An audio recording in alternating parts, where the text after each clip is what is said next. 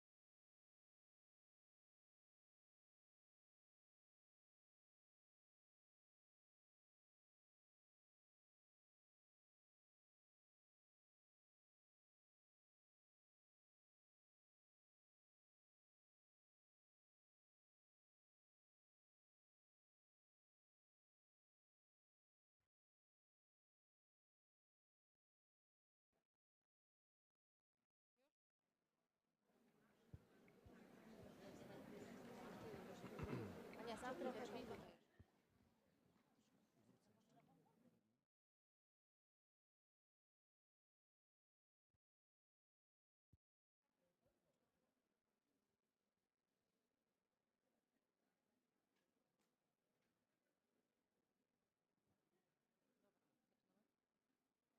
Dzień dobry, witam Państwa bardzo serdecznie na konferencji wydawnictwa Macmillan. Witam wszystkich obecnych na sali, ale także osoby, które dołączyły do nas online. Ja nazywam się Monika Witkoś, są ze mną Przemek Karwacki, Jowita Prażyńska i Ania Pawłowska. Wszyscy jesteśmy do Państwa dyspozycji podczas całej konferencji. W materiałach, które otrzymali od nas Państwo, znajdują się przykładowe strony z naszego najnowszego repetytorium ósmoklasisty, bank zadań otwartych, kupon rabatowy do naszego sklepu internetowego, ważny do końca kwietnia, terminarz nauczycielski oraz formularz danych osobowych wraz z oceną sesji. Bardzo prosimy, aby Państwo pamiętali o podpisaniu formularzy i zaznaczeniu odpowiednich zgód, tak żebyśmy mogli być stale z Państwem w kontakcie. Na zakończenie szkolenia w zamian za wypełniony formularz otrzymają Państwo certyfikat potwierdzający uczestnictwo w dzisiejszej konferencji. Korzystając z okazji, chciałabym przedstawić Państwu zupełnie nowe możliwości rozwoju zawodowego nauczycieli. Bazując na naszym wieloletnim doświadczeniu i setkach przeprowadzonych szkoleń, stworzyliśmy Instytut Rozwoju Nauczycieli. Jest to miejsce, w którym spotkają Państwo naszych najlepszych polskich trenerów i międzynarodowe gwiazdy. Szczegółowe informacje oraz aktualną ofertę znajdą Państwo na stronie serwisu dedykowanej Instytutowi. Bardzo cieszymy się, że Państwo są dziś z nami, a taka frekwencja jednoznacznie sugeruje, że ufają nam Państwo, że dziś dowiedzą się Państwo dużo na temat egzaminu ósmoklasisty. I tak rzeczywiście będzie, dlatego że nasi eksperci przeanalizowali wszystkie dostępne dokumenty, które do tej pory ukazały się w związku z egzaminem, a więc po pierwsze treść nowej podstawy programowej dla klas 7-8. Ponadto informator o egzaminie ósmoklasisty z języka obcego i po trzecie, chyba najważniejsze, przeanalizowaliśmy dokładnie próbny arkusz egzaminacyjny, który został opublikowany w ubiegłym roku przez Centralną Komisję Egzaminacyjną. Wnioski z tej analizy znajdą Państwo w naszym nowym serwisie internetowym, Narodowym Programie Przygotowania do egzaminu ósmoklasisty. Ale do tych wniosków jeszcze później odniesie się więcej nasza trenerka.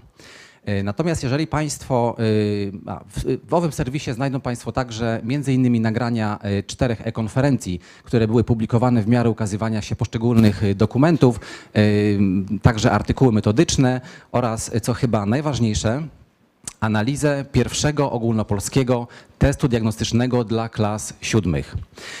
Drodzy Państwo, jeżeli jeszcze nie mieli Państwo okazji przeprowadzenia tego testu wśród swoich klas, zachęcamy do pobrania go z naszego serwisu internetowego, o którym właśnie wspomniałem. A sam test zawiera wybrane zadania otwarte. Dlaczego tylko otwarte? Dlatego, że te zadania otwarte stanowią swoiste nowum w naszym systemie edukacyjnym, a zwłaszcza w szkole podstawowej, a tym bardziej już na taką skalę. Jak pokazuje przykładowy arkusz komisji egzaminacyjnej, aż 6 spośród 14 zadań to były właśnie zadania otwarte. Nie da się zatem zdać dobrze egzaminu, nie umiejąc rozwiązywać tego typu zadań. Przy czym oczywiście tutaj, jak widzimy na slajdzie, z tych otwartych zadań można było uzyskać aż 46% punktów. Natomiast komisja egzaminacyjna sugeruje, że ta docelowa ilość punktów z tych otwartych zadań to będzie pomiędzy 40 a 50%. Sami jesteśmy bardzo ciekawi, zobaczymy. Drodzy Państwo, nie dziwi nas zatem fakt, że otwarte zadania będą stanowiły wobec już panującej obiegowej opinii oraz naszych doświadczeń zdecydowanie największe wyzwanie dla Państwa uczniów. Jak zatem poradzić sobie z tymi zadaniami otwartymi i przygotować naszych siódmoklasistów do tego czekającego ich wyzwania? I odpowiedzią na to pytanie jest nasze nowatorskie rozwiązanie repetytorium ósmoklasisty. Dlaczego nowatorskie? Ponieważ składa się z 2 wzajemnie uzupełniających się komponentów. Książce ucznia towarzyszy obszerny zeszyt ćwiczeń. Dlaczego zdecydowaliśmy się na takie rozwiązanie? Ponieważ chcieliśmy dać Państwu materiał, bogaty materiał do pracy zarówno na lekcji, jak i do pracy w domu. W samym repetytorium w książce ucznia znajdą Państwo konsolidację słownictwa ze wszystkich 14 tematów objętych podstawą programową. Pełny przegląd struktur gramatycznych i funkcji językowych. Zadania na wszystkie typy umiejętności egzaminacyjne, jak również liczne powtórki i liczne wskazówki, jak poradzić sobie z konkretnym typem zadania egzaminacyjnego. Ale to nie wszystko, ponieważ zależało nam również, żeby praca z repetytorium była nie tylko efektywna i skuteczna, ale też atrakcyjna i dynamiczna. Dlatego znajdą Państwo w książce ucznia bardzo dużo ćwiczeń do pracy w parach, tak żeby uczniowie w bardzo atrakcyjny sposób mogli powtórzyć i utrwalić struktury leksykalno-gramatyczne. Sama książka ucznia będzie dostępna w wersji wieloletniej, co oznacza, że w tych książkach, które zostaną zakupione w ramach dotacji, nie będzie można robić notatek. I jak sobie zatem poradzić z tą potrzebą wykonania bardzo dużej ilości zadań, próbnych ćwiczeń? Właśnie odpowiedzią jest nasz bogaty, obszerny zeszyt ćwiczeń. Jest to doskonały materiał, który pozwoli uczniom systematycznie przygotować się do egzaminu poprzez właśnie rozwiązywanie licznych zadań otwartych. W każdym rozdziale zeszytu ćwiczeń, każdy rozdział zeszytu ćwiczeń jest skorelowany tematycznie, językowo z książką ucznia. W każdym rozdziale znajdą również Państwo bardzo dużo zadań otwartych do każdej części egzaminu. I warto tutaj też podkreślić, że praktycznie każde zadanie wymaga od ucznia aktywnego przetworzenia materiału językowego na bardzo wiele sposobów. I znajdą Państwo tutaj zadania otwarte na uzupełnianie luk, streszczenia, uzupełnianie wypowiedzi w dialogach, częściowe tłumaczenia, dopasowywanie brakujących liter i całych wyrazów, jak również tworzenie krótkich wypowiedzi na podstawie wzoru. Drodzy Państwo, Monika o tym właśnie wspomniała, ale ja może podkreślę raz jeszcze, że repetytorium dostępne będzie w ramach dotacji, zarówno podręcznik, jak i zeszyt ćwiczeń. Natomiast jeżeli już teraz Państwo w jakikolwiek sposób planują rozpoczęcie pracy z naszym repetytorium, bardzo miło mi poinformować, że przygotowaliśmy specjalną ofertę na zakup naszych repetytoriów kompletu za 40 zł. A więc jeśli teraz planują Państwo wprowadzenie ich w swoich klasach ze swoimi uczniami w jakiejkolwiek konfiguracji Państwo widzą to za możliwe, zachęcamy do skontaktowania się z Państwa reprezentantem. Takie zamówienia można składać już od 5 kompletów. Natomiast dla Państwa mamy jak zawsze też pełne wsparcie w ramach naszej nowej publikacji, a więc przygotowaliśmy tak cenioną przez Państwa i lubianą książkę nauczyciela z nadpisanymi odpowiedziami, pełen wachlarz testów, zestawów egzaminacyjnych, a także kartkówek oraz dla tych z Państwa, którzy będą korzystali z naszego repetytorium, bezpłatne oprogramowanie do tablicy interaktywnej.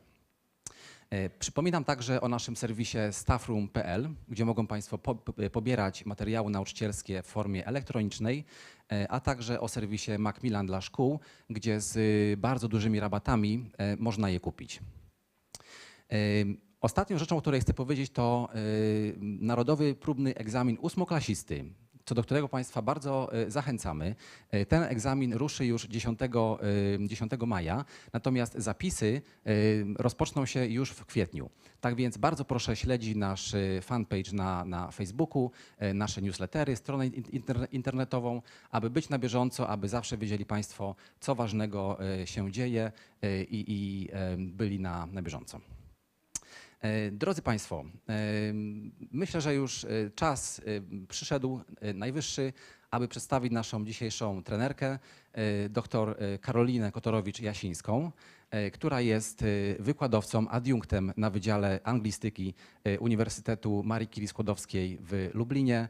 Ponadto jest metodykiem, nauczycielem, a także autorką publikacji metodycznych, a także podręczników i co chyba szczególnie istotne w kontekście dzisiejszego spotkania, jest autorką zeszytu ćwiczeń do repetytorium ósmoklasisty. Także oddaję już głos. Dzięki. Okay. Now, good morning, everyone. Now, switching into English, the topic for the first session today is challenge ahead. And well, let me express that challenge numerically. Now, that's a kind of comprehension question to all of you. If you were listening to what Przemek was saying before, what does this number mean? The average score of what? The open tasks, exactly. This is the average score from the diagnostic test that Macmillan ran a few weeks ago, right? The diagnostic test included only open tasks, so it was not the whole exam paper, but even, taking into account that, well, I'm pretty sure you will agree with me that the score is a bit alarming. Okay, and let's face it, it leaves a lot to be desired, right? Let's dig deeper into that test. Like I said, there are only open tasks based on 3 areas: reading comprehension, communicative functions, and the use of English. The first question, very easy. Which part do you think proved to be the most difficult? As always, that's a hint. Use of English, always. Oops, not yet. Use of English. Now, which of these do you think proved to be the second most difficult part or area evaluated? It's a wild guess. What do you think? Functions, exactly. Not reading as we might expect and what we expected before. The question is why? I would say that it is the first time, or it was the first time, that communicative functions were actually assessed by means of open tasks. This is something that students are completely unfamiliar with. What is more, that students that we are dealing with, 7th graders, they are not accustomed to any exam tasks at all. Mind you that we are dealing with a group of students who has never taken any exam in English. Right? So their test wiseness is close to 0. In a way, what I will try to say, one of the points that I'd like to make in this session is the following. One of the aspects of preparing our students to do so is to build certain positive or good exam habits, which hopefully I will be able to show you how to do, but then all of that in due course. All right then. Now, having analyzed the exam paper, we have come up with 3 major sources of difficulty.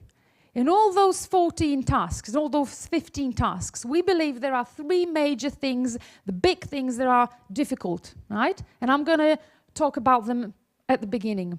Then, based on those 3 major difficulties, we have managed to enumerate 5 major or 5 most important in-class techniques, something to work on with our students within the next, year, really. Okay?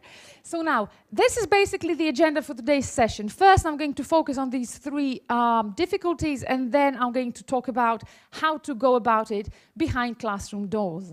Starting with point number 1, so the 3 major difficulties, I have a riddle. All of the difficulties are hidden somehow here in this picture. So what can you see? What can you see in that photograph, picture, image? There are 3 people sitting at a table. One person is more important than the 2 others. What's there on the table? A box. What's inside the box? And it's not a brain. A pile of wires. A pile of wires.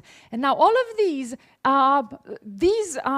images kind of refer to the 3 most difficult things in the exam. This is number 1.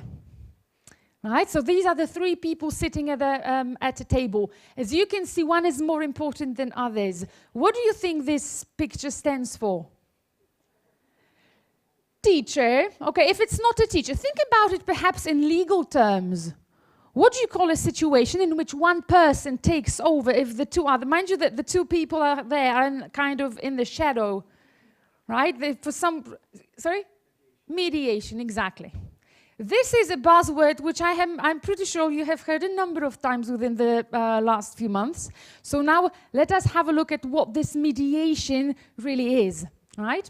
To begin with, this is like a general European trend. Mediation is there underlined and brought to light, so to speak, by the new version of the Common European Framework.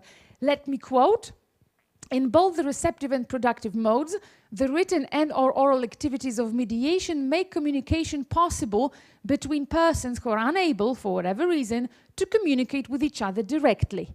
Right? So this is the first kind of place where we can look for mediation, the Common European Framework. Now, what does this mediation mean in digging a bit deeper? This new document, published in September 2017, kind of puts mediation as one of the 4 operation modes. So apart from production, reception, interaction, there is also mediation.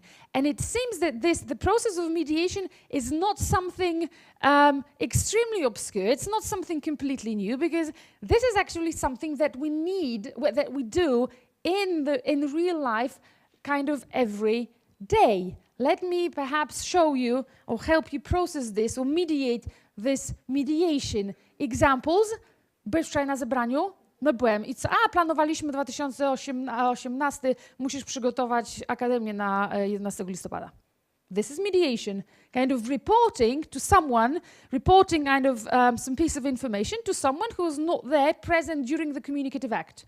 Another one. Widziałeś wczoraj ten nowy odcinek serialu? No tak. I co się stało? This is also an example of mediation, right?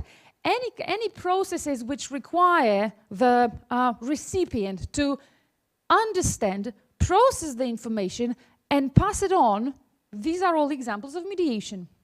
So to begin with, it is there in the Common European Framework, also because it's there in the, this is how we use the language, it turns out, on an everyday basis.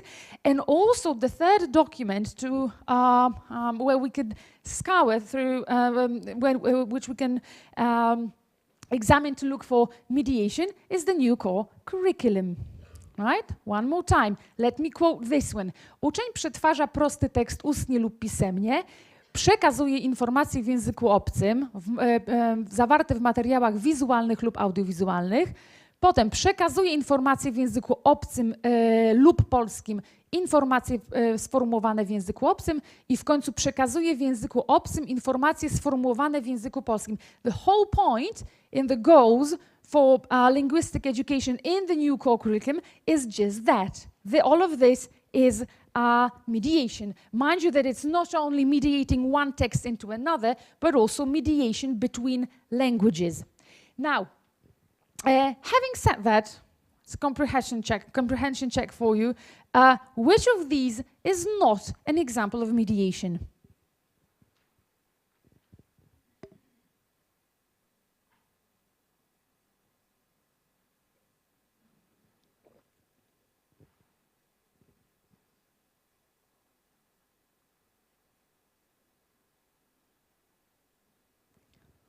Which of these is not an example of mediation? Anyone?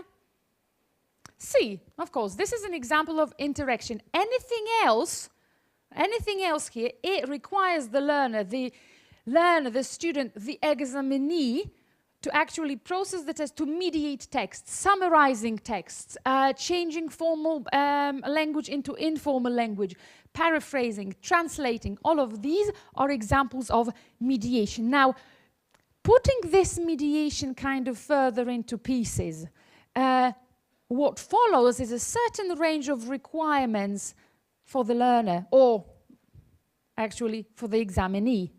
In other words, because of that mediation and because it's present there in the exam, right, the learner or the examinee will have to do a number of things. First of all, he or she will have to do exercises based on information transfer. Secondly, the examinee will have to do quite a lot of paraphrasing, not only in the use of English part. Then he or she will have to show quite a good deal of text control, which is text control is a bit more than just comprehension. Right? Comprehension is just understanding. Text control means that you have to do something with the information from this text later on. Then there's quite a lot of translation. And finally, because of mediation, there is quite a lot of accuracy, or quite a high level of accuracy expected from the examinee during the 8th graders test. Now, traditionally, we might try we might expect certain requirements to go hand in hand with different exam parts, right? In other words, when we look at a typical exam paper, right, or the exam papers from previous years, right, certain exam parts require the examinee to do certain things, right? And that's what I did. I asked my fellow teacher to do just that, to do a matching exercise, so to speak, right? Which of these requirements are there in which exam part? And this is what she came up with, right? In reading, there's obviously text control and information transfer. In language functions, there's accuracy. In listening, again, text control because it's about understanding. In language use, there's paraphrasing, accuracy, and translation, because this is what we have been used to for a number of years. And in writing, there's accuracy and text control, because the text that the learner writes has to be cohesive and coherent. The biggest problem with the new exam that we are talking about is that this the requirements are not so clear-cut. Or in other words, I would say everything is everywhere. Right? You can't really match or kind of do one-to-one match between the exam parts and different requirements, different difficulties, right? Everything is everywhere. And now this is our difficulty number one. Remember the brain in the box in the first picture? This is it. So, but I don't want you to, I want to prove it. I want to prove it. It's not something that I came up with. It's actually there in the exam paper, in the example exam paper published in December. Now, let me now go over a few tasks which will help me prove that, yes, every exam part requires the learner to do a number of things at the same time. And there are a number of mental and cognitive operations kind of interwoven. And that's, by the way, one of the biggest difficulties in this exam. Not so much in the language, but the cognitive requirements and the mental requirements and everything extra and the type of tasks and everything extra that the learner has to do. All right, then. So all of the examples that I'd like to show you now are taken from the example. A stands for arkusz, So this is it. Now, technically, this kind of mixture of requirements is something that we are familiar with, right? After all, this is what the writing task in the old or in the present gymnasium exam expects the learners to do. So to begin with, if you have to write a text or if you have to write a letter, you need to show a great deal of text control. There is obviously some translation, and I'm pretty sure that you will agree with me that's exactly how learners handle this task. So they start with translating the bullet points into English, right? In a moment, I'm going to show you what to do about it, because there's no need to deny it. I'm saying let's acknowledge it and help students do it properly, but let me leave that thought for later. Also, there is a great deal of accuracy. So this is the first example that which shows that the different requirements are kind of packed into one task. But in the exam that we have known for several years, there is just one task like that. In the 8th graders task exam, there are more examples. Okay, this is the exercise, this is the activity in which students have to complete a conversation. This is communicative functions part of the exam. Students have to fill in the missing words, right? Complete the conversation, the dialogue. Something that, if you still remember, proved to be particularly difficult in our diagnostic test. Now, what does the learner have to do here? Obviously, there is a great deal of accuracy, because the language that the students produce is expected to be accurate and correct. But that's not all. There's quite a lot of text control. In order to even start completing this conversation, you first have to read it for meaning. The question is, do students actually do it? No. And this is one of those habits that I told you about at the very beginning, right? They don't know that any gap-filling exercise should start with understanding, with reading comprehension. You first have to know what's there and what the text is about. As just a short digression, do you know how to help learners do this exercise or perform better in this particular one? Tell them to translate it into Polish, right? One of the things that turns out to prove enormous, to help enormously, is to tell learners to just, you know, cześć Magda, zabukowałem lot do Polski, przyjeżdżam 17, świetnie, chcesz, żebym, right? This kind of mental operation helps learners figure out what is it that they have to write. The next step will be just how to write it, right? There are two different things in any completion exercise. First is what to write and then how to do it. Translating it into Polish kind of puts these difficult tasks into two smaller steps.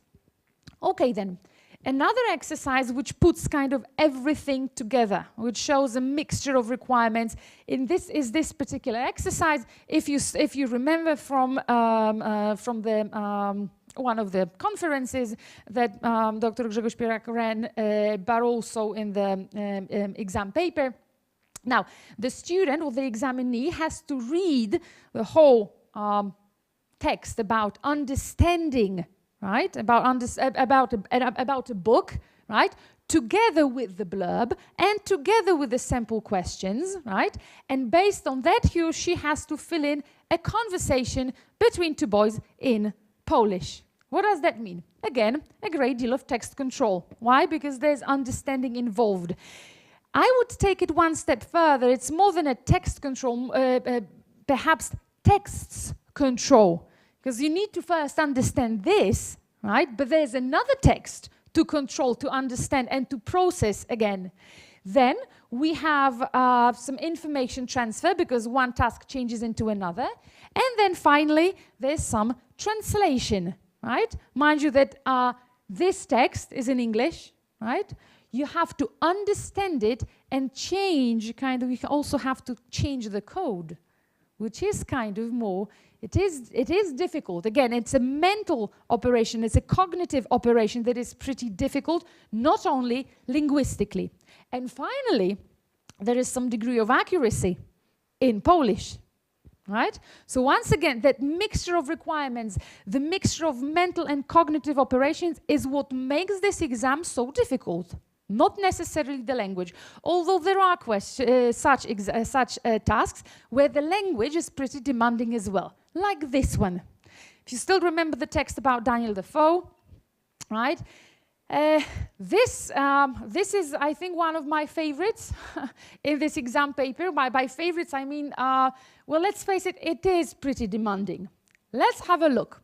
To begin with, it's a reading comprehension exercise, so a great deal of text control is what the learner is expected to show. Secondly, there is quite a lot of paraphrasing. Let me show you this. He was a Scotsman, is what the examinee reads. He came from Scotland, is what he or she has to write.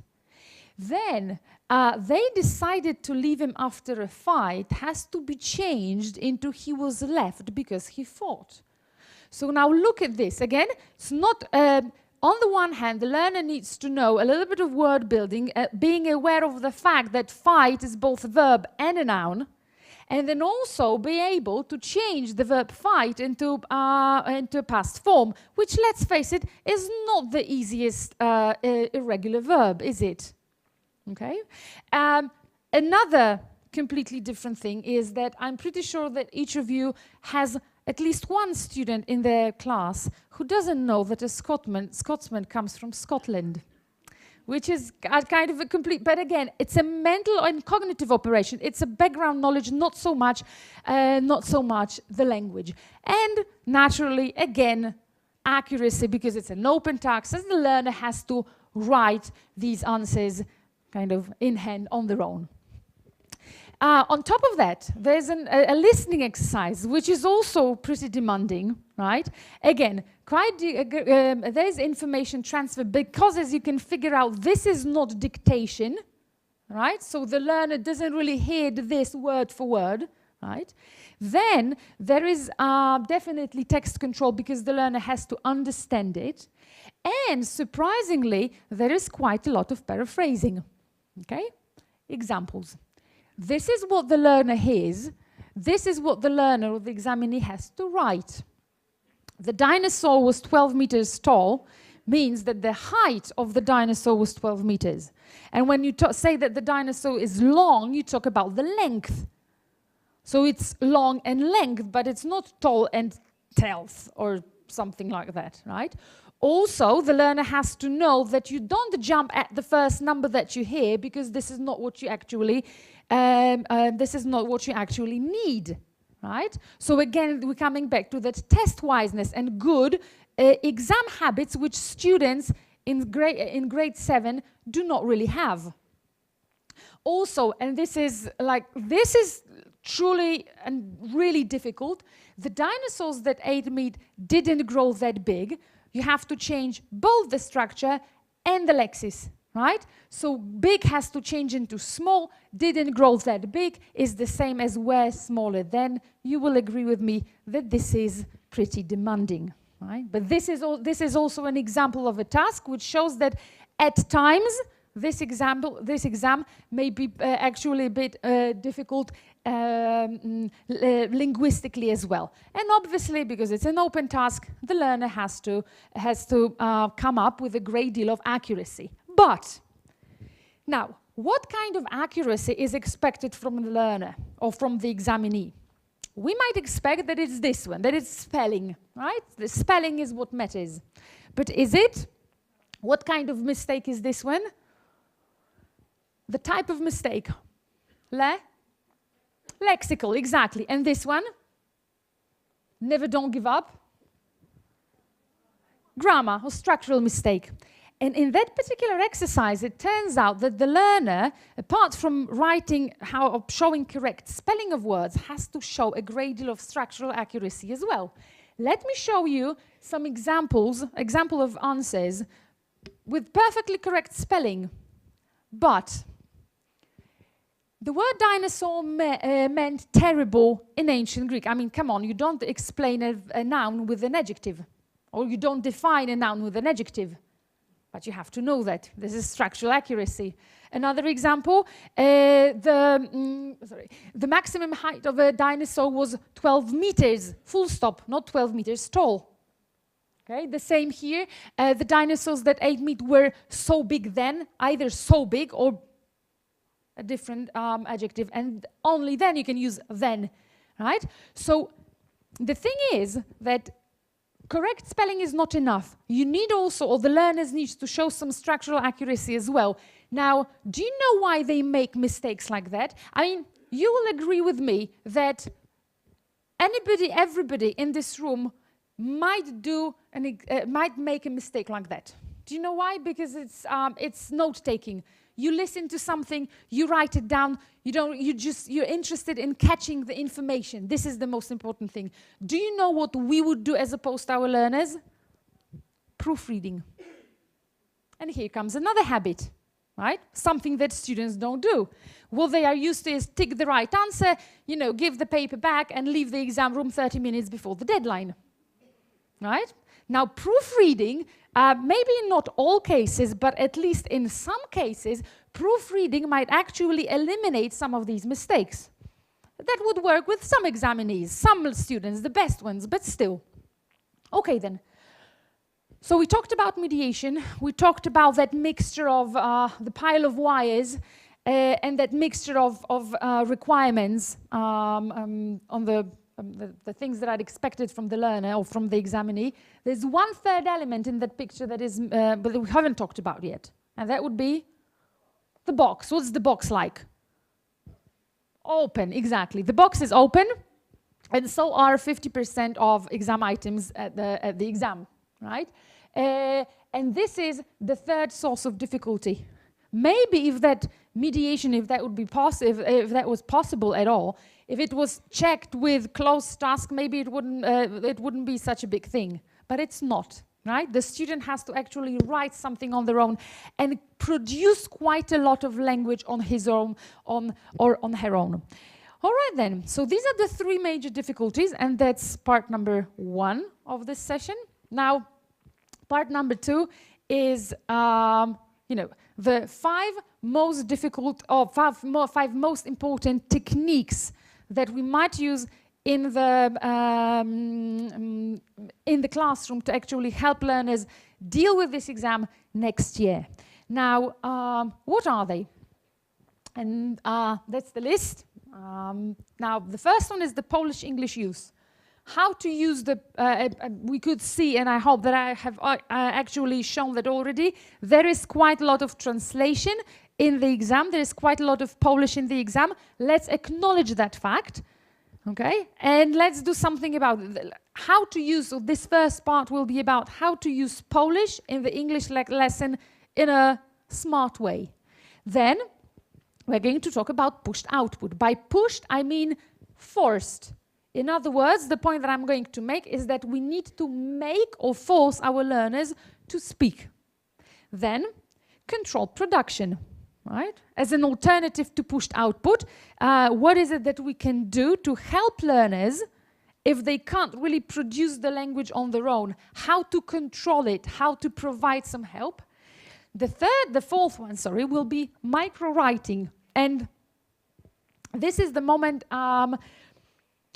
very usually when we want to translate a term from English to Polish, it's really difficult because English is so much more versatile. Like let's take it, I don't know, computer literacy. How would you translate computer literacy into Polish? It kind of loses its meaning, right? This is one of those examples, but actually it works the other way around. By micro-writing here, what I mean really is zapisywanie. Not really writing as in composition skills, as in creating texts. Micro-writing here is more like zapisywanie, which I believe is a kind of new skill that students have to score a success during the exam next year. And I'm going to talk about this one as well. And finally, point number 5 will be text engagement. Now, the times when, to my mind, students can only slide over a text, tick the right answer, these times are gone, right? They have to get engaged in the text more deeply, process it more profoundly, okay? The kind of attitude in which you say, you don't need to understand every single word in the text, it's enough for you to kind of answer the comprehension questions. This attitude is kind of the realm of the past already. Well, maybe for the few exercises that are left, the close ones, yes. But in order to get a good score, in order to get to a good secondary school, you have to be able to do more than just that. All right then, as you can imagine, we are going to discuss these points one by one. The first one is Polish-English use. Now, quoting Hudela, translating back and forth between languages forces noticing as anything else does. Perhaps let me explain at this point what this noticing is. Noticing is the very step of any learning, right? If students don't notice, or their mind, their brain doesn't notice that there's something to learn, there's a new bit of language, no learning will take place, right? And translating between languages, so Polish into English, English into Polish, can actually help us do that. And we are going to do an experiment in a moment which hopefully will prove just that. But other examples or other arguments in favor of using Polish in an English lesson are the following. Let's face it, students, our students, the students that we teach, and all students below C1 level think in Polish. It's not that the learners at the, at A2 level, 7th graders, 8th graders, they can't really manipulate ready-made forms, right? And just pick and choose whatever they need. What they actually do is think about what they want to say or write in Polish and then translate it. Let me give you an example. If the task is describe your room, what he or she will think is, dobra, ściany są niebieskie. And what he or she will say, walls are blue, not the walls, because it's not like a ready-made chunk in their heads. This is where the mistakes come from, right? Or a number of mistakes, most of the mistakes come from, right? They think in Polish. Also, research shows that actually learners remember words better if they are provided or if they are given the words with their Polish translation. Now, this brings us to vocabulary lists with their Polish meanings, which, let's face it, are not particularly popular, are they? Now, it turns out that what you might actually do is give learners a list of words with their Polish translations and ask them to do something and kind of handle it. Students will make an attempt, most probably, at personalizing that list, okay? And the Polish translation there will definitely help. So if you're an auditory learner, perhaps you will be reading it aloud over and over again. If you're a visual learner, perhaps you will use some color coding and categorize it and use different colors to mark the most difficult things or the most difficult words, the words that you already know, and so on. Okay, and according to Laufer and Girsay, these actually help a lot, the Polish translations, not to mention obviously the time economy factor, which is also a lot easier and quicker to just give the Polish translation very often. And finally, we can help students become of different possible problems and avoid mistakes in the future. Just to give you an example, why is it that students say if it will rain? No bo jeżeli będzie padać, right? Another example, which is kind of not from the level of an 8th grader, but it kind of proves a point. I'd rather go, wolałbym pójść, wolałbym, żebyś ty poszedł. And it turns out we have exactly the same kind of structure. I'd rather you went. Okay? So kind of on a number of occasions, such linguistic analysis, cross-linguistic analysis can actually help. Now, and this is time for our experiment. And in order to do it, I need 8 volunteers. Okay, one's good. Now, look at this. This is called delegating. Come up and take one person with you. Take someone with you. You might ask a friend. Then just anybody, someone who was dressed in nice colors, maybe. Okay, there's another one. Take someone with you. We need 8 people in total. Okay, and please take someone with you. Okay, and you take someone with you. 1, 2, 3, 4. No, koleżance pani odmówi. No. Take someone with you. Unless there are other volunteers from the back of the room, you're more than welcome to join us. 1. Yeah. Oh. Take someone with you. Okay, 1, 2, 3, 4, 5, 6. Take someone with you. Ah, see, this is, okay. Yeah, okay, 1, 2, 3, 4, 5, 6, 7. We need one more person. Grzegorz, could you? There's another one. Yes, yes. Would you like to join us? Oh, no. Yeah, just one more person. Come on. Yes, come. Lovely. All right, then. Perfect. Okay, do you know what we are going to play? You can see it. We are going to play Chinese whispers, obviously. Now, but because we are talking, you know the rules for Chinese whispers, right? I don't really need to explain that. We are going to tell a secret message from one side of the line to another. Mind you that the biggest laugh is when there's actually some mistakes, so that's what I'm actually counting on. All right, then. But we're talking about translation, right? So what would happen in our Chinese whisper, kind of every single processing device, this one, will have to do some translation, okay? So the deal is this. I'm going to say a sentence in English, but you pass it on in Polish. And then you hear it in Polish, you pass it on in English, English into Polish, Polish into English, and so on, okay? And the last person will say it out loud in English. Okay, so it's always, okay, here it is.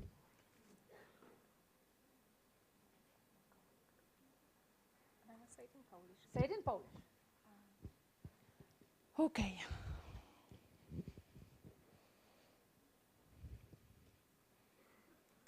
Once again. Okay. No, this was a short sentence. It was a short sentence. I don't know what's going on, but that's actually maybe the mistake that I'm actually hoping. It was short. It was, okay. All of this? Okay, now we change. This is the first interesting thing. We've switched from a sentence to a paragraph, apparently. I don't remember that. Okay. But keep the same sense, please, at least at this point. And one sentence.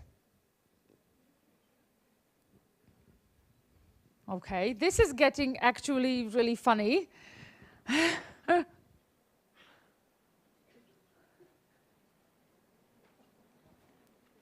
Yes.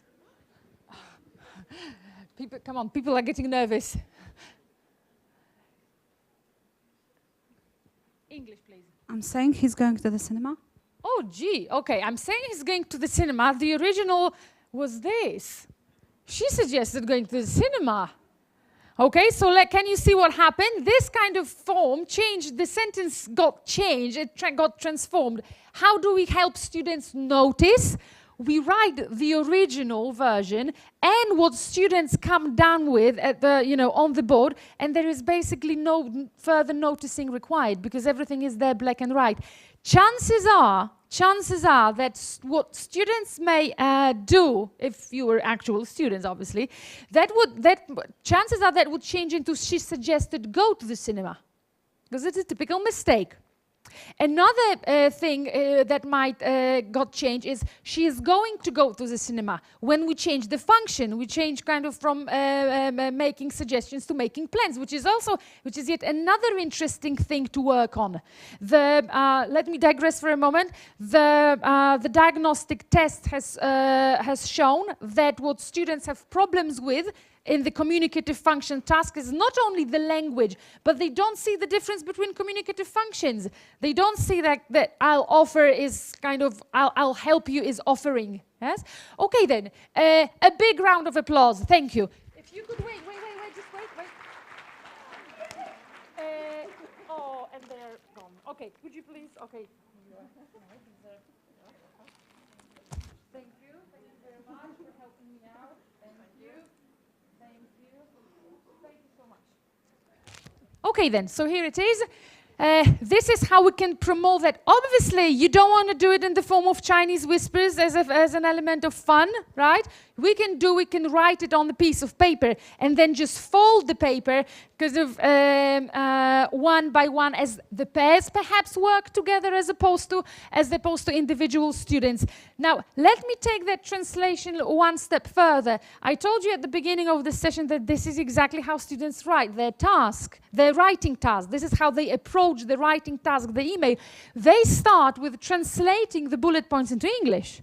So now, let's acknowledge that, right? Let's help the students with translation. Obviously, I'm not going to tell them, okay, so now translate the points into English. We're going to do something different, and that's a task from the new repertorium. Read the writing task, copy the chart into your notebook, and complete the information. Przebywasz na obozie wakacyjnym, gdzie wykonujesz pierwszą pracę. Opisz swoje obowiązki, napisz, co sądzisz o tej pracy. What's your job?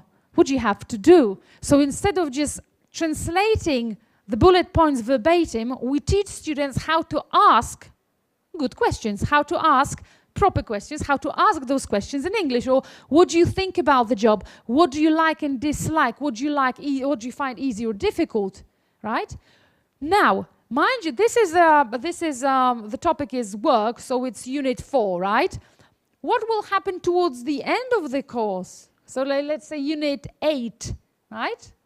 Well, hopefully the learners will know how to ask those questions on their own. And this is again what the course book does, right? First, we kind of give you a helping hand, right? We show you, or we give you the ready-made questions, but there with time, that help is withdrawn, right? And we can assume that the learner will be able to ask those questions on their own. Okay, now I'm going to show you one more exercise dealing with translation, but later on when we talk about task engagement. Before that, however, the next point is pushed output. Okay, now, pushed output is basically making your students speak or forcing them to use the target language, the target structures, and the target vocabulary. After nation, the knowledge of L1 doesn't transfer automatically from reception to production. So you first meet or learn about some vocabulary items, you can first recognize them. If nobody forces you to use them, you're not going to do that, right? Now, again, some rationale behind it, and kind of having said that, after SWAN, learners have to be pushed to speak. You have to push them, or the course book has to push them to speak, to use those words in a context, in a communicative context. Again, this is what might help learners notice certain language features. In other words, they might notice the gaps in the knowledge. Miss, how do you say ściana? Right? This is a lot more memorable than doing 3 gap-filling exercises based on, with the word walls, right? Or wall, okay? And finally, students are encouraged to push the target words into context. This is what that pushed output is. Let me show you again how it works in the book. To begin with, right, we have the topic school. It starts with some target vocabulary, right? In 2 vocabulary sets, places at school, and then school subjects. Now, having done that, having familiarized students with certain vocabulary items, this is what the course book does, right? In pairs, in groups, discuss the questions. Which of the subjects in exercises 5 and 6 do you like at school, right? And then what do you like and dislike about your school timetable, and so on. And this is exactly what students are supposed to do. Process the target lexical items, or process the target language orally, so to speak, right? This is exactly what they have to do. Without this, they will not start using those items automatically.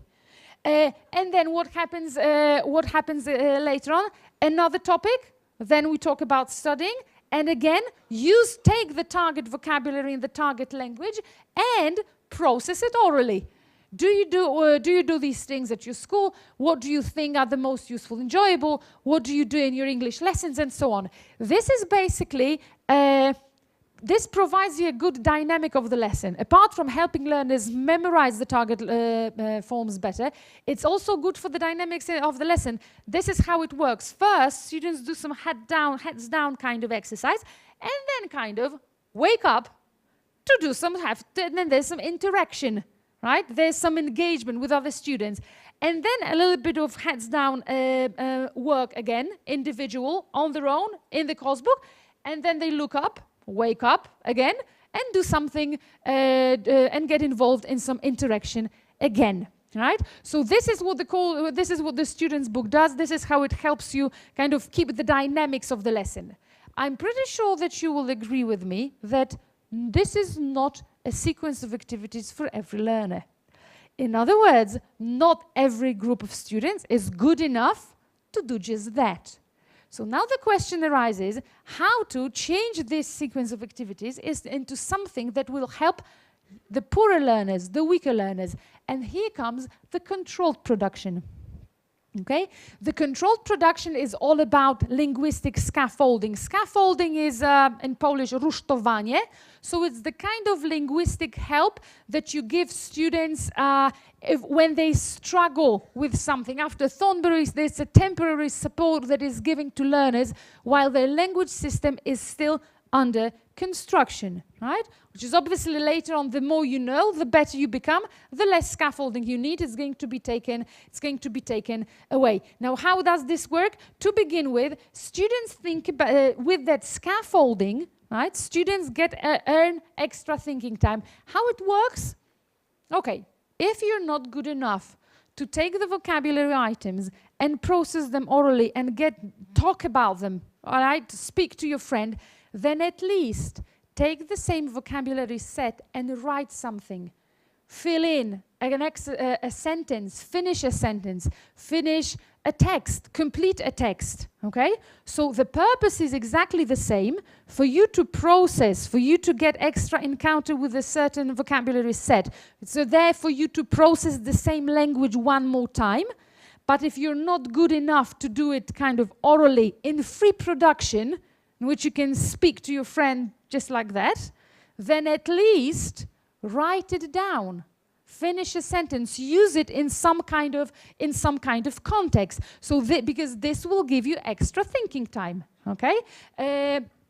Also, students work within the zone of proximal development. In other words, we don't throw them at the deep end and just say, okay, speak, right? We kind of help them, right, with those bits and pieces of the language. We kind of work on something that is the next closest thing, the next step in their linguistic development. And finally, given the fact that the exam involves quite a high challenge, we kind of also give them high support. Again, let me show you how it works on the basis of a single activity. The same school subjects are going to the same topic, the same unit, right?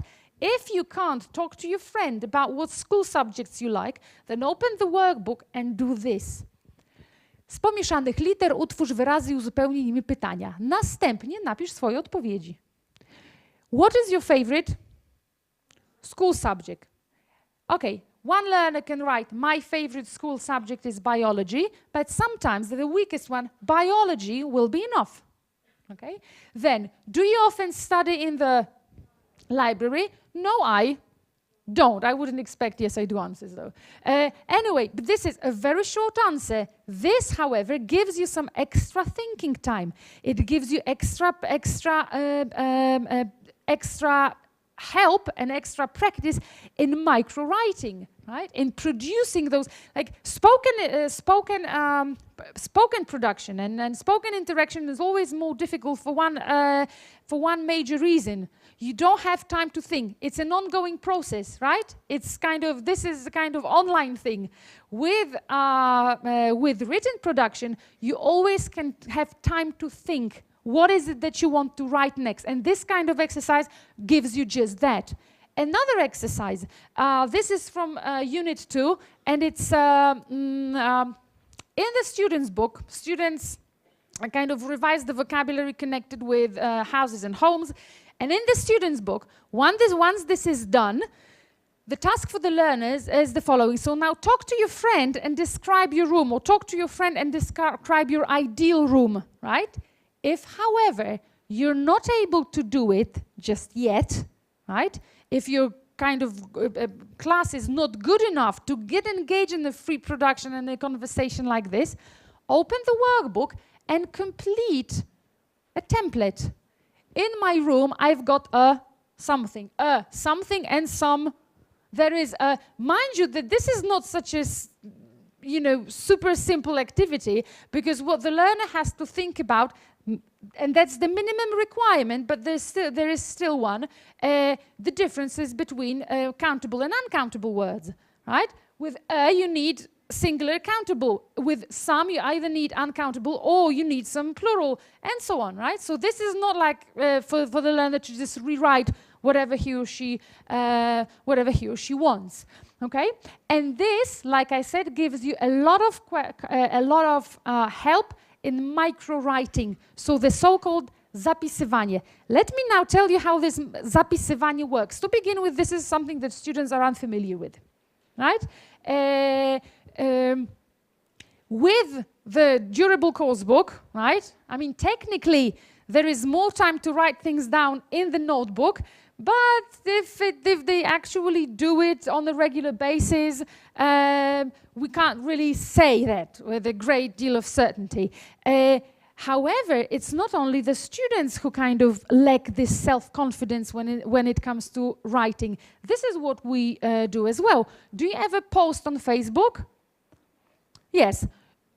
Do you check it several times before you actually post it to make sure there isn't any mistake? Of course. When I have to make a public post, I double check, I triple check it. For grammar, for language, I make sure that this is actually how I can use this particular word in context. Just the fear of failure is kind of a lot higher. And this is the same in the exam. For a learner, in the exam room, right, let's say that he or she has to write, in a listening exercise, he or she has to write the word homework. And then in the exam room, what may happen is like, Boże, czy tam było po homepomy w tym homework? This is actually how the learner, this is how writing in a more demanding situation works. It lowers your self-confidence, which is a significant factor which profoundly influences later on the learner's performance. So in other words, this is our pedagogical kind of endeavors and the things that we do also we need to help learners improve just that, right? So in other words, the learner needs to receive sufficient practice in writing, or not composition, but in zapisywanie, like I said. And in order to do that, a number of guided tasks might help. Another example. Odpowiedz na pytania o swoim wymarzonym domu. Okay? Just write 1-3 sentences. In which type of home would you like to live and why? Mansion, right? But you have to think about it. Or detached house, or a cottage, right? Block of flats, anything, but it requires the learners to actually write it down. Where is your ideal home situated? What is it surrounded by? By the lake. Very simple words, just a few. This is not for communication. This is for writing practice, or the zapisywanie kind of practice. Let me give you another example of how this guided practice works. Uzupełnij luki w tekście, w każdą lukę wpisz brakujący czasownik. And this is a lexical task. So students, this kind of checks the knowledge of a certain vocabulary set, introduces in the student's book. As you know, I was absent from school last week and now I need to catch up with all the lessons, and so on, right? So first the learner reads and completes Mandy's letter, only to, in the next exercise, write the response. Oh, sorry, not write, fill in. So I know, as your teacher, that you're not good enough, perhaps, not just yet, to write it on your own from scratch, but here's a template to be filled in. I'm afraid there's plenty of homework for you to do for next week. Mind you, uzupełnij odpowiedź kim według własnego pomysłu. Okay? Now, you have to manipulate bits and pieces of the language, but the main part is done for you. This is how this scaffolding and guided tasks, this is what it is all about. All right then. The last point for today is this task engagement, right? Now, mind you that I've already said that the times when students could only slide over texts with understanding them more or less are kind of gone. With the mediation, with deep processing in the core curriculum, right? Students have to actually understand what's in the text. And we are not going to do that unless, or we will not help them engage in the text unless we make them read even at times word for word. So the learner needs to be shifted from a shallow reading to focused reading, to committed reading. Mind you that this committed reading is enumerated as one of the main goals for education in general in the new core curriculum, not only for the primary school but also for the secondary school, right? So reading actually becomes a really important skill. How do we do that? Well, by, for example, providing different reading opportunities. Who said that the text has to be read twice? Just as a listening text or a recording doesn't need to be played twice. Twice, perhaps it's for testing. But mind you, we are not testing, we are still teaching. Okay? So if a text is interesting, could we perhaps ask students to read it 3 times? Or 4 times or 5 times, each time giving them a different engaging goal? Why not?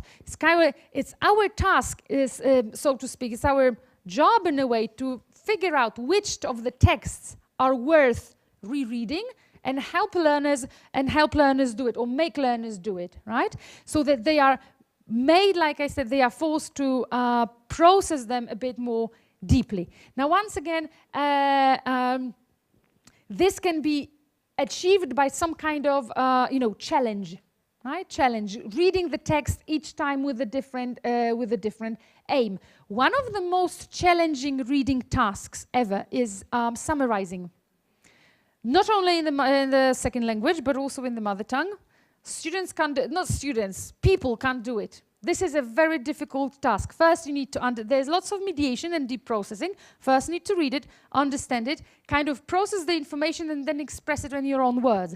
And let's face it, most learners are kind of unable to do it, right? So now, I have a suggestion of a task for you, which helps learners summarize a text by putting it down to pieces, right? Kind of in a step-by-step manner. This is called summary by deletion. The first step is read and delete all the sentences that only elaborate the main sentence, right? If you feel that you want the text that you're working with in the course book is worth summarizing, is worth working on, copy it on a piece of paper and actually tell learners to cross out whatever is not irrelevant, but extra. Then delete all unnecessary clauses and phrases from the main sentence.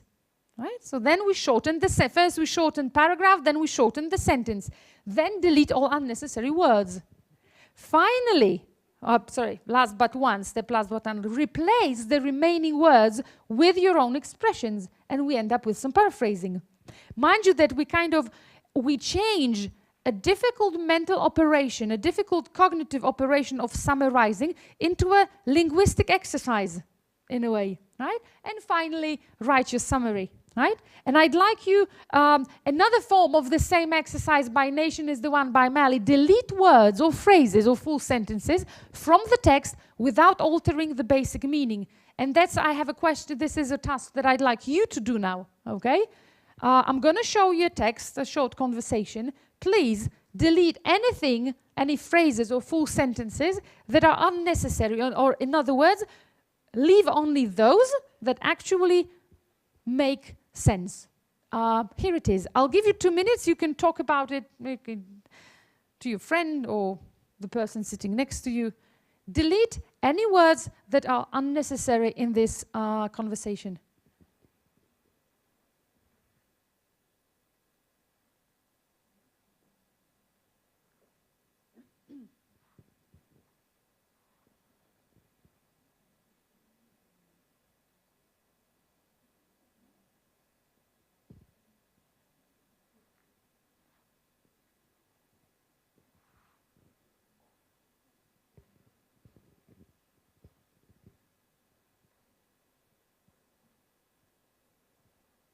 Or in other words, what has to stay for this conversation to still make sense?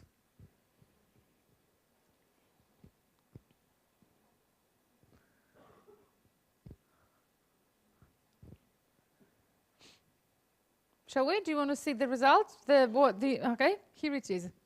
I heard you left your job.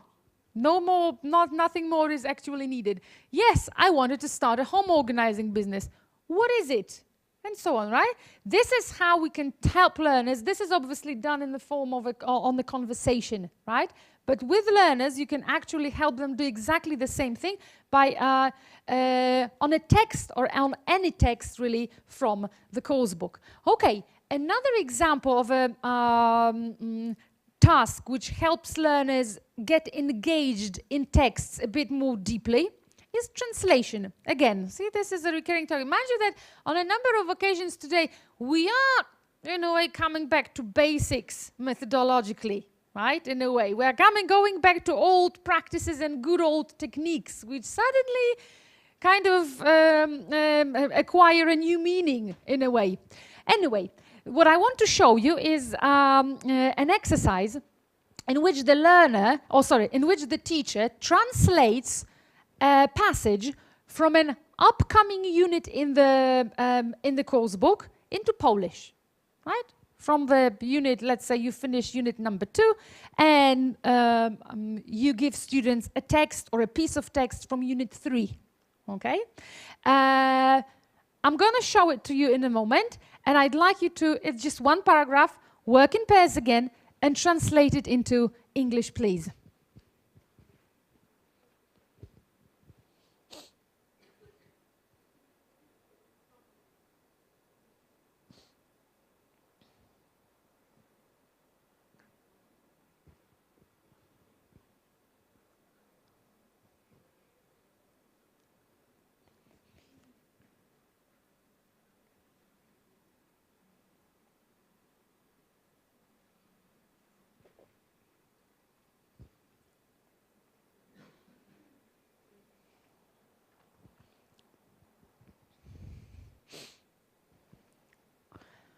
It's not such an easy task, is it?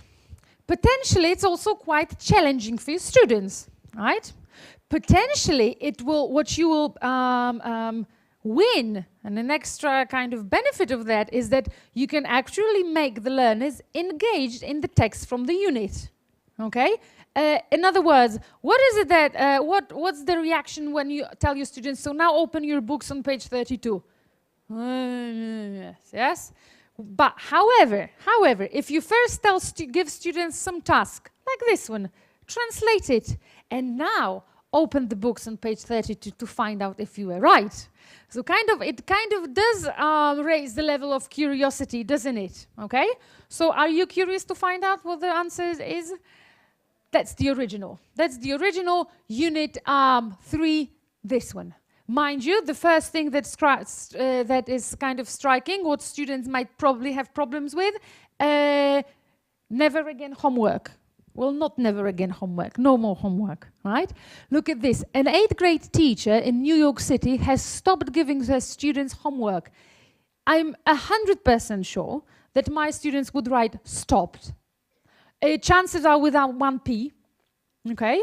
But definitely, they won't figure out that they need present perfect, because this is the typical mistake that the learners make, okay? What happens, what do we achieve with this? Well, when students look at their own version translated, again, noticing kind of happens on its own, right? Has stopped versus stopped. There is no further explanation needed, okay? Mind you that, like I said, they open the books with a greater deal of curiosity, and they actually, do you know what they do with this one? They actually study the text, right? They don't just, more or less write what the text is about, tick 3 comprehension questions, and that's done. When they have to compare their version with this one, they actually get engaged in some kind of study reading, okay? In other words, this exercise will be also useful if you feel that a text that you've already worked on in the book is worth rereading. It doesn't have to be, it doesn't have to involve translation from the upcoming unit. It can be translation of a text from the unit that you've already worked with, okay? You've done the comprehension questions, right? You kind of make the learners read the text twice, one for skimming, one for scanning, well, for detailed, to look for specific information. But you still feel the text has a lot to offer.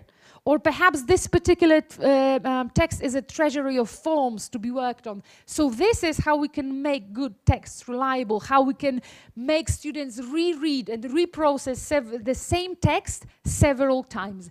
Summarize it in either English or in Polish. Again, we are coming back into Polish, right? There is no reason why we can't ask the learners to discuss a text in Polish. If it's, I don't know, interesting, if it's difficult cognitively perhaps, there's no, the exam in a way allows us to do that. Summarize it in L1, like I said, or make brief notes of individual paragraphs, right? Maybe you can kind of engage students in some kind of jigsaw reading when one student in pair reads something different, right? And takes notes of the paragraphs of the part that they have read. Then students switch their notes, and on the basis of them they have to figure out what the other part of the text is all about. Compose a new title or subtitle, or change the title, or perhaps come up with a heading for each paragraph, which is in a way like a summary of each paragraph in the text, and so on, right? So these are just a few examples of making text reusable. All right then, summing up. These are all this was the text engagement, was the fifth technique that I wanted to talk about. Now it's just a time for a brief summary. To begin with, I hope that I have managed to show you that yes, there is a challenge in the exam, but that very often the challenge is not so much in the language, but rather in the task type, the cognitive and mental operations required from the learner, right? So this kind of is in agreement with what we read in the new core curriculum. The learner, uczeń posługuje się podstawowym zasobem środków językowych, right? But with that basic language, he or she has to do a number of difficult things. So in an exam course, there is a certain balance to strike, or in exam classroom, something that we are going to teach. There's a certain balance to reach, and that balance is between the task and the language. If the task is difficult, right, the language can be easier. And the other way around, with very difficult language, we can give students very easy tasks to follow. For instance, give students, primary students, very, basic students, A1 level students, A1 plus level students, a bit of BBC News to listen to. Obviously, way beyond their current level of linguistic competence, but ask them to note down the word of one famous person that appears in the news. Do you know what we win with that? Focus and attention. Something that students don't do, right? They have problems with focusing and listening. With a task like this, like I said, beyond the level of competence linguistically, but perfectly doable when it comes to the task level. Okay, how else can we boost that task engagement if we know that the language is not going to be so difficult throughout? Again, a few examples. What do you think the instruction to this task might be? Write the questions, yes, or it's not a question here, so just complete the conversations. But it's not so much engaging. In order to make it more engaging and more difficult and more challenging, this is what you will find in the new repertorium. Uzupełnij każdy dialog na 2 sposoby. Okay? You kind of show students how to express different communicative functions with different exponents, which is a linguistic byproduct. You also get them engaged in the process of learning by kind of raising the challenge of the task itself, not really, and the language stays the same, right? Another example, what is the question? What is the instruction to this task? Fill the gap. Well, first read the first paragraph and you will see that fill the task is not enough. Fill the task with 2 words, exactly. Fill each gap with 2 words. I live in a block of flats on the 3rd floor. Mind you that it also focuses on the words that are easily lost in writing, in gap filling, in any writing exercises, also in exam tasks. Okay then, so this is the first balance, the task versus text, text versus the task versus language. The second balance really is, it kind of it boils down to the dilemma that every exam teacher has at the beginning of teaching every course. How much do I test and how much do I teach? I mean, I'm preparing my students for a test, but does it mean that one test after another will be okay and will be enough, right? In other words, we are still kind of teaching, we are developing the linguistic competencies, so perhaps there isn't so much room for teaching. Now, I'd like to answer this question, quoting Burgers and Head, finding an appropriate balance between teaching and testing in a given class will depend on whether it would be described weak average to good or good. In other words, how much you test and how much you teach basically depends on whether you work with good students or with poor students, okay? And that's a question to you. Let's say that you teach 2 groups, one at an A1 level, one at an A2 level. Which of these require more testing? Which of these require more testing? The second one, exactly, right? The better students, the stronger students will probably, for them it will be enough to just kind of get a final exam touch, right? The poorer students need a lot of scaffolding and a lot of guided exercises and a lot of help and a lot of support. And hopefully the way these 2 course books or books are organized will help you achieve that balance too. Thank you very much for your attention.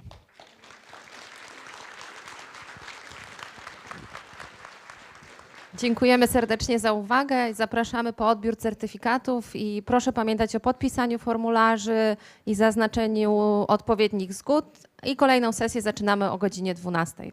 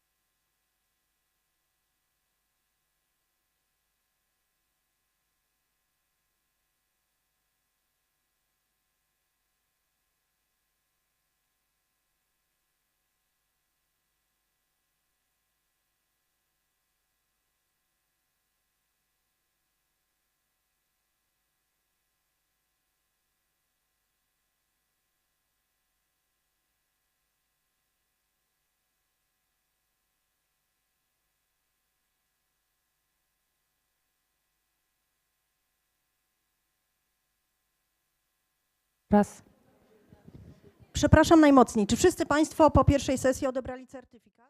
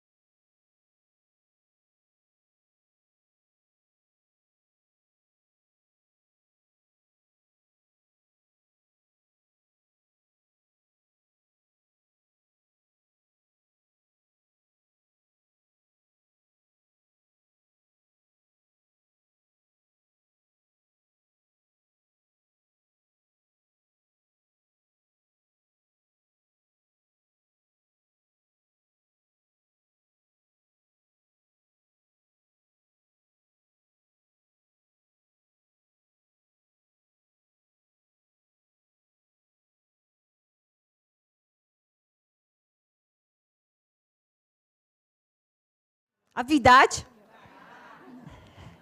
Dobry kolor? To dobrze. Ja tak zagadam. Mogę od rana?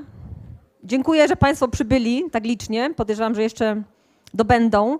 Ja mam taką prośbę, bardzo gorącą. Już niektórych z Państwa prosiłam o przypięcie się tutaj na tej cudownej mapie Warszawy i okolic, skąd Państwo są, tak żeby zobaczyć. Jeżeli ktoś sobie życzy się jeszcze dopiąć, to tu jest taka okazja wziąć pineseczkę, i się przypiąć, żebyśmy zobaczyli, skąd Państwo są. Bardzo dziękuję. Jak spoza, to tak na tej ścianie brązowej na przykład.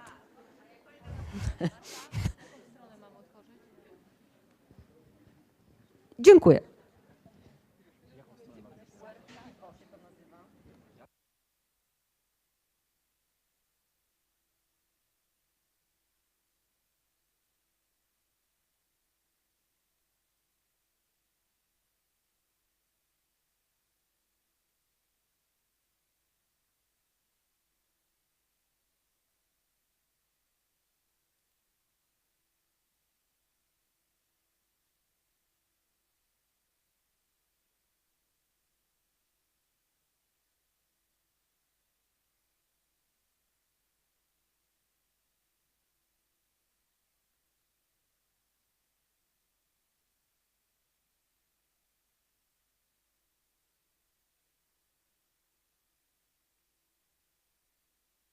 All your neighbors are delighted to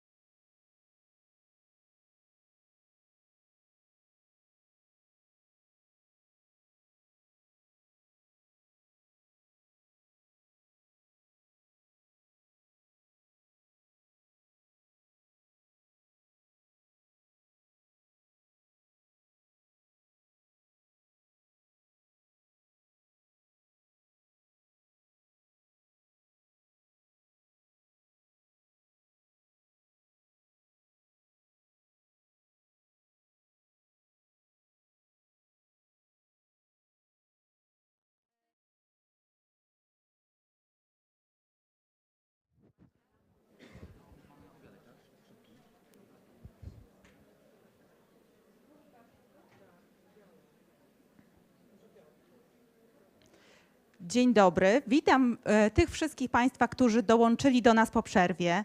Witam Państwa, którzy oglądają nas online. Ja się nazywam Anna Pawłowska. Jest ze mną cały zespół, który opiekuje się województwem mazowieckim. Jowita Prażyńska, Przemek Karwacki oraz Monika Witkoś. Jesteśmy oczywiście do Państwa dyspozycji. Podczas rejestracji otrzymali Państwo pakiet materiałów konferencyjnych. Są to przykładowe strony naszego nowego repetytorium, terminarz nauczycielski na nadchodzący rok szkolny. Otrzymali Państwo również pakiet materiałów do kopiowania oraz otrzymali Państwo także kupon uprawniający do zakupów w naszym sklepie internetowym ze zniżką 20%. Kupon jest ważny do końca miesiąca. Tradycyjnie otrzymali Państwo również formularz danych osobowych. Formularz jest równocześnie ankietą oceny szkolenia. Bardzo prosimy o wypełnienie formularza, pamiętając o podpisaniu się oraz zaznaczeniu zgód, tak byśmy mogli nadal z Państwem się kontaktować. I w zamian za wypełniony formularz będziemy Państwu wręczali po sesji certyfikaty. Korzystając z okazji, chciałabym opowiedzieć o zupełnie nowych możliwościach rozwoju zawodowego z wydawnictwem Macmillan. Bazując na kilkunastoletnim doświadczeniu, na setkach przeprowadzonych szkoleń, stworzyliśmy Instytut Rozwoju Nauczycieli. W ramach Instytutu będziecie mieli Państwo okazję spotkać się z najlepszymi polskimi trenerami, a także z całą plejadą gwiazd i ekspertów międzynarodowych. Wszelkie szczegóły na temat Instytutu oraz aktualną ofertę szkoleń znajdą Państwo na stronie internetowej. Teraz już chciałabym Państwa serdecznie zaprosić na sesję, którą poprowadzi dr Grzegorz Śpiewak, główny doradca metodyczny naszego wydawnictwa, autor licznych publikacji, a także znany Państwu znakomity trener, także zapraszam. Bardzo dziękuję. Dzięki za wprowadzenie.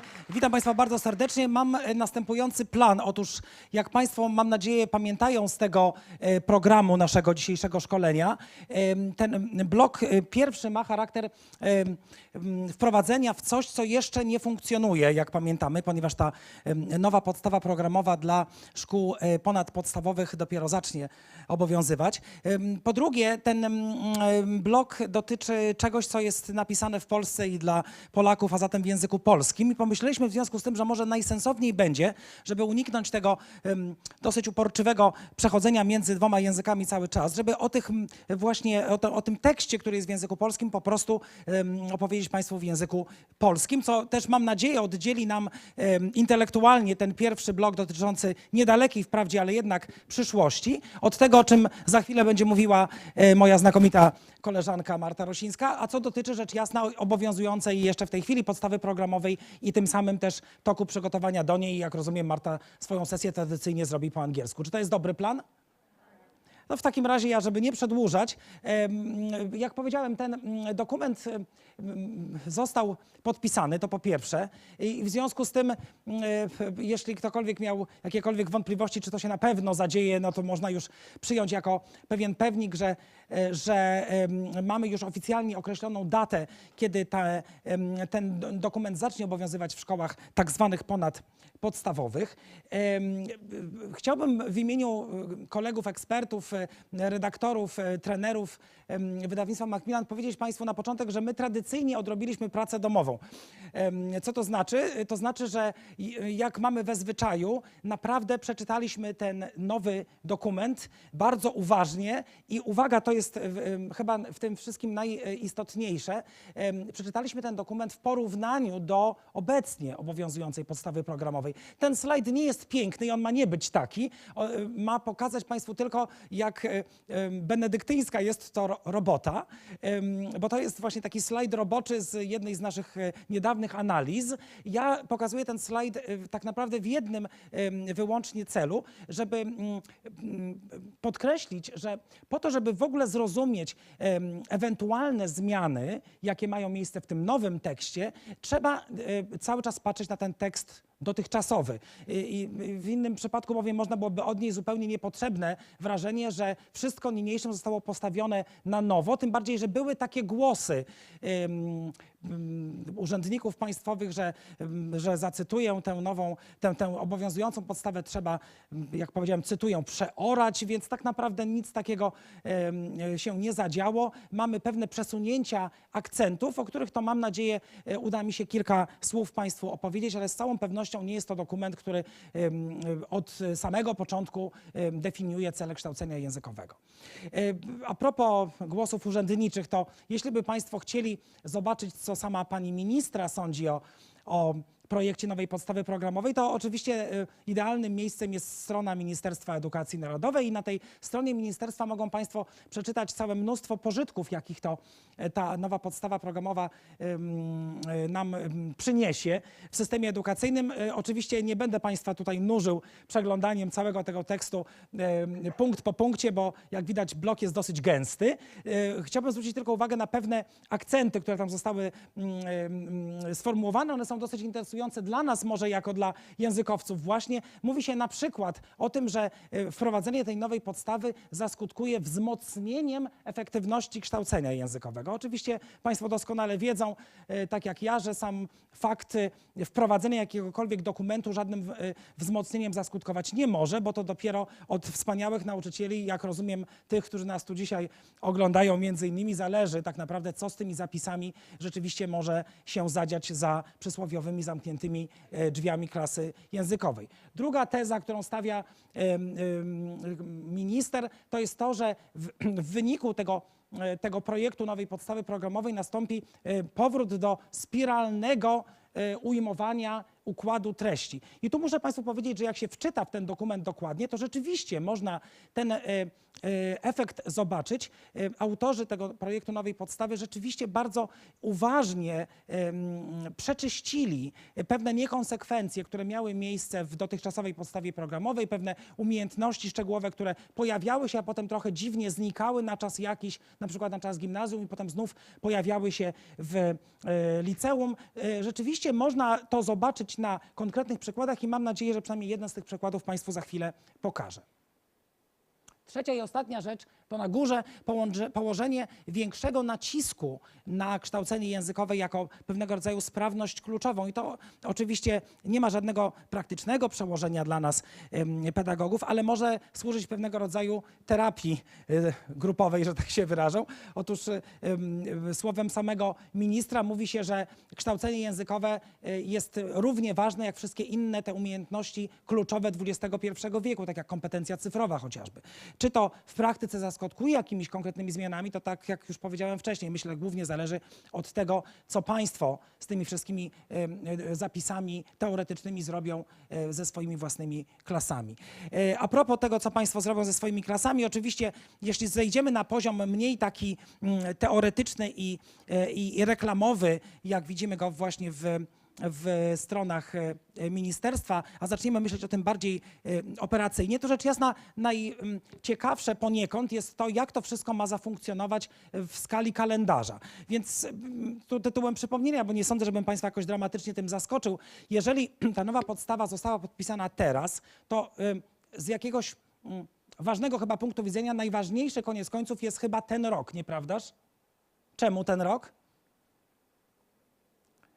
To wymaga pewnego rodzaju inteligencji arytmetycznej, bo jeżeli ta podstawa zacznie funkcjonować teraz, to nieuchronnie doprowadzi to w 2023 do czego? Do nowej matury. O czym za chwilę jeszcze, mam nadzieję, kilka słów uda mi się powiedzieć. Oczywiście ta perspektywa 2023 wydaje się być niebywale odległa, prawda? No bo to przecież jest 5 lat. Ale chciałbym tutaj zasygnalizować od razu, że owszem, 2023 to jest data bardzo odległa, ale sama podstawa programowa zacznie funkcjonować w pierwszej klasie tego nowego liceum już od 2019, od września 2019 roku. I to jest dosyć interesujący fakt edukacyjny, bowiem chyba po raz pierwszy, o ile dobrze myślę, proszę mnie sprawdzić, ale myślę, że dobrze myślę, po raz pierwszy będziemy mieli do czynienia z sytuacją, w której w liceum jednocześnie będzie funkcjonował rocznik na tak zwanej starej i na tak zwanej nowej podstawie. Chyba tego jeszcze nie było. Czyli będą Państwo mieli klasy pierwsze na starej podstawie i klasy pierwsze na nowej podstawie jednocześnie. Nie sądzę, żeby w momencie, w którym ta reforma była planowana, domyślano aż do tego momentu, ale to jest właśnie ten ciekawy efekt, który czasem fundują urzędnicy nauczycielowi. Pytanie oczywiście w tym momencie jest, czy to doprowadzi do swego rodzaju pedagogicznej schizofrenii i będziemy w ogóle zupełnie czego innego musieli uczyć. I na to pytanie, mam nadzieję, już poniekąd Państwu odpowiedziałem ogólnie na samym wstępie, mówiąc, że to nie jest tak, że ta nowa podstawa wywraca wszystko do góry nogami.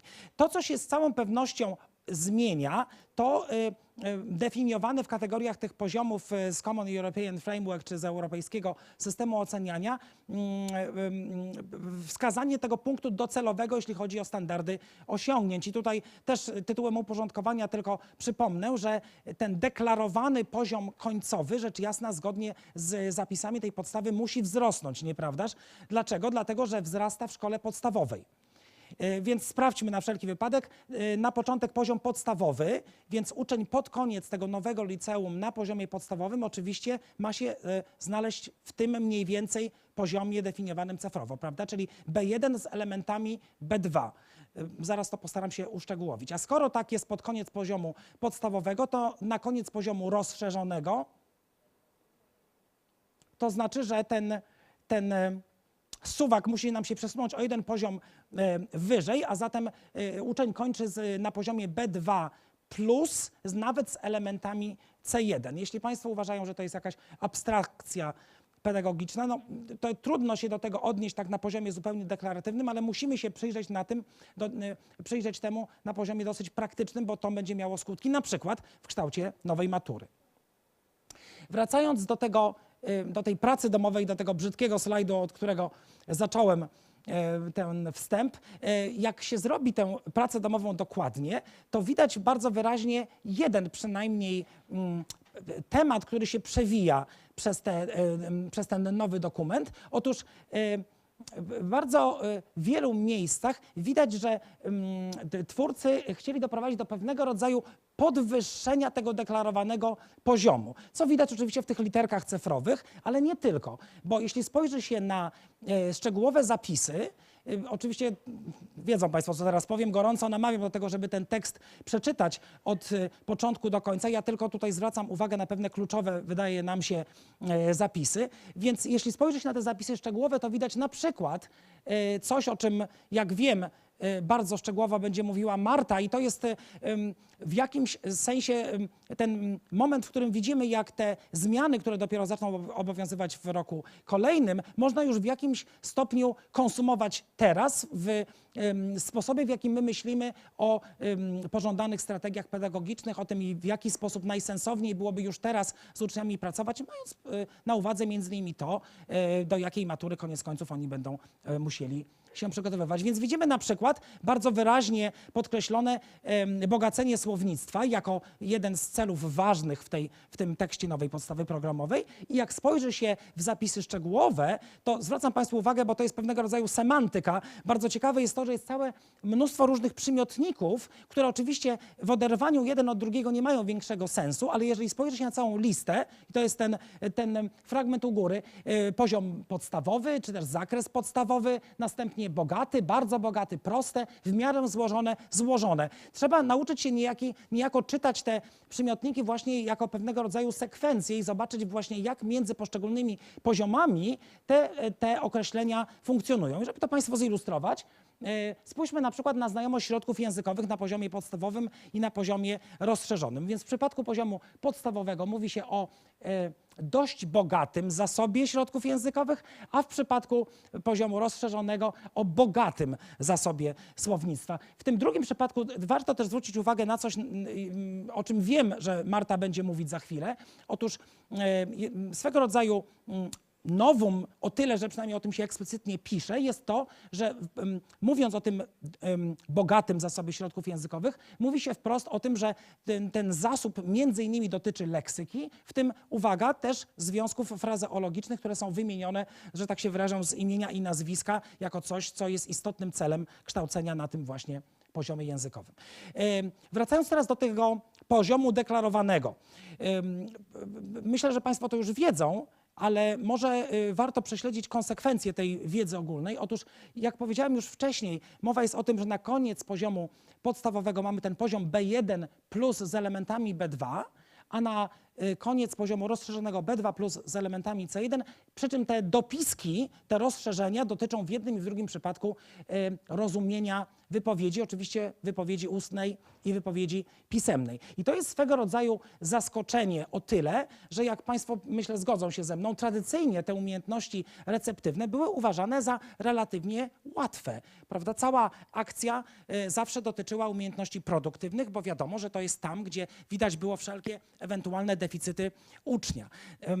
I to, co widzimy doskonale w już obowiązującej podstawie dla szkoły podstawowej, co widzimy już w informatorze o egzaminie ósmoklasisty i oczywiście w tym arkuszu modelowym, o czym mówiła Karolina Kotorowicz w pierwszej sesji, to to, że właśnie te dwie sprawności w wyniku tej całej zmiany nagle okazują się być relatywnie trudniejsze, niż się do tego przyzwyczailiśmy. A skąd ta trudność właściwie się bierze?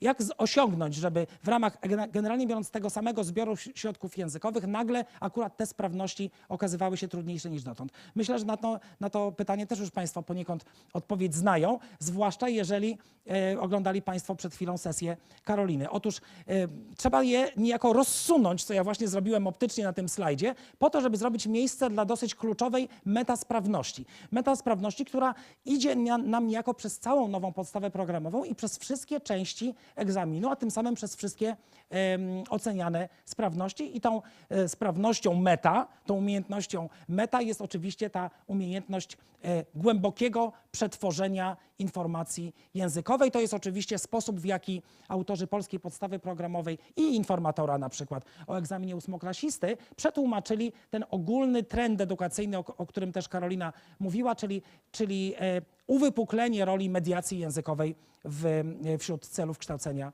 językowego.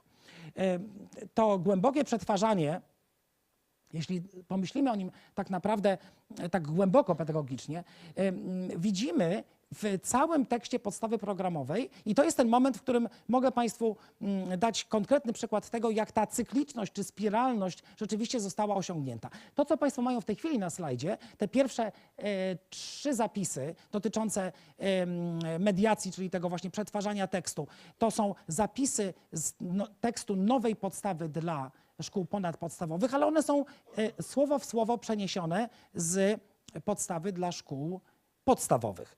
I to jest ta baza, na której następnie twórcy dodają punkt 4, przedstawia publicznie w języku obcym wcześniej przygotowany materiał, na przykład prezentację lub film. I tu chyba nie muszę mówić doświadczonym nauczycielom liceum, czym to zaskutkuje, bo to jest to pewne wahadło pedagogiczne, które tu nam się cały czas waha. Już widzę, że wiele osób kiwa głowami w tym momencie, bo mogą sobie Państwo łatwo wyobrazić, co to będzie oznaczało i dla której części docelowego egzaminu maturalnego, nieprawdaż?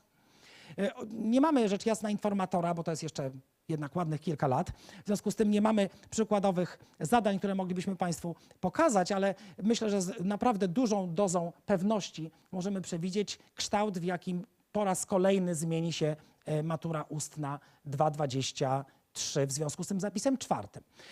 To jest poziom podstawowy i teraz, żeby tę spiralność Państwu pokazać jeszcze bardziej, spójrzmy, jak ta mediacja czy przetwarzanie tekstu jest opisana dla poziomu rozszerzonego. I teraz widać to bardzo ładnie, że do tego bloku, który jak widać został zbudowany na podbudowie szkoły podstawowej, w przypadku poziomu rozszerzonego przenosimy ten blok ze szkoły podstawowej, zachowujemy oczywiście punkt 4, to zupełnie oczywiste, i dodajemy jeszcze 2.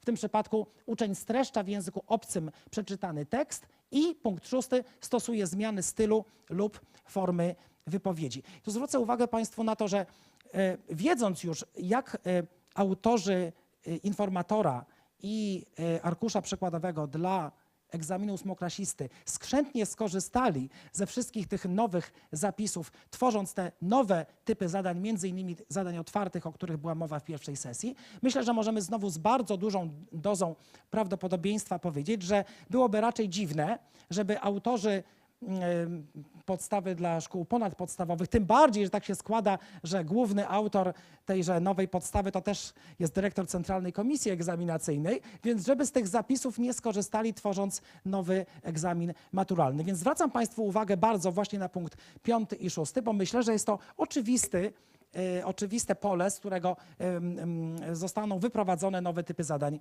jeśli chodzi o maturę 2.23.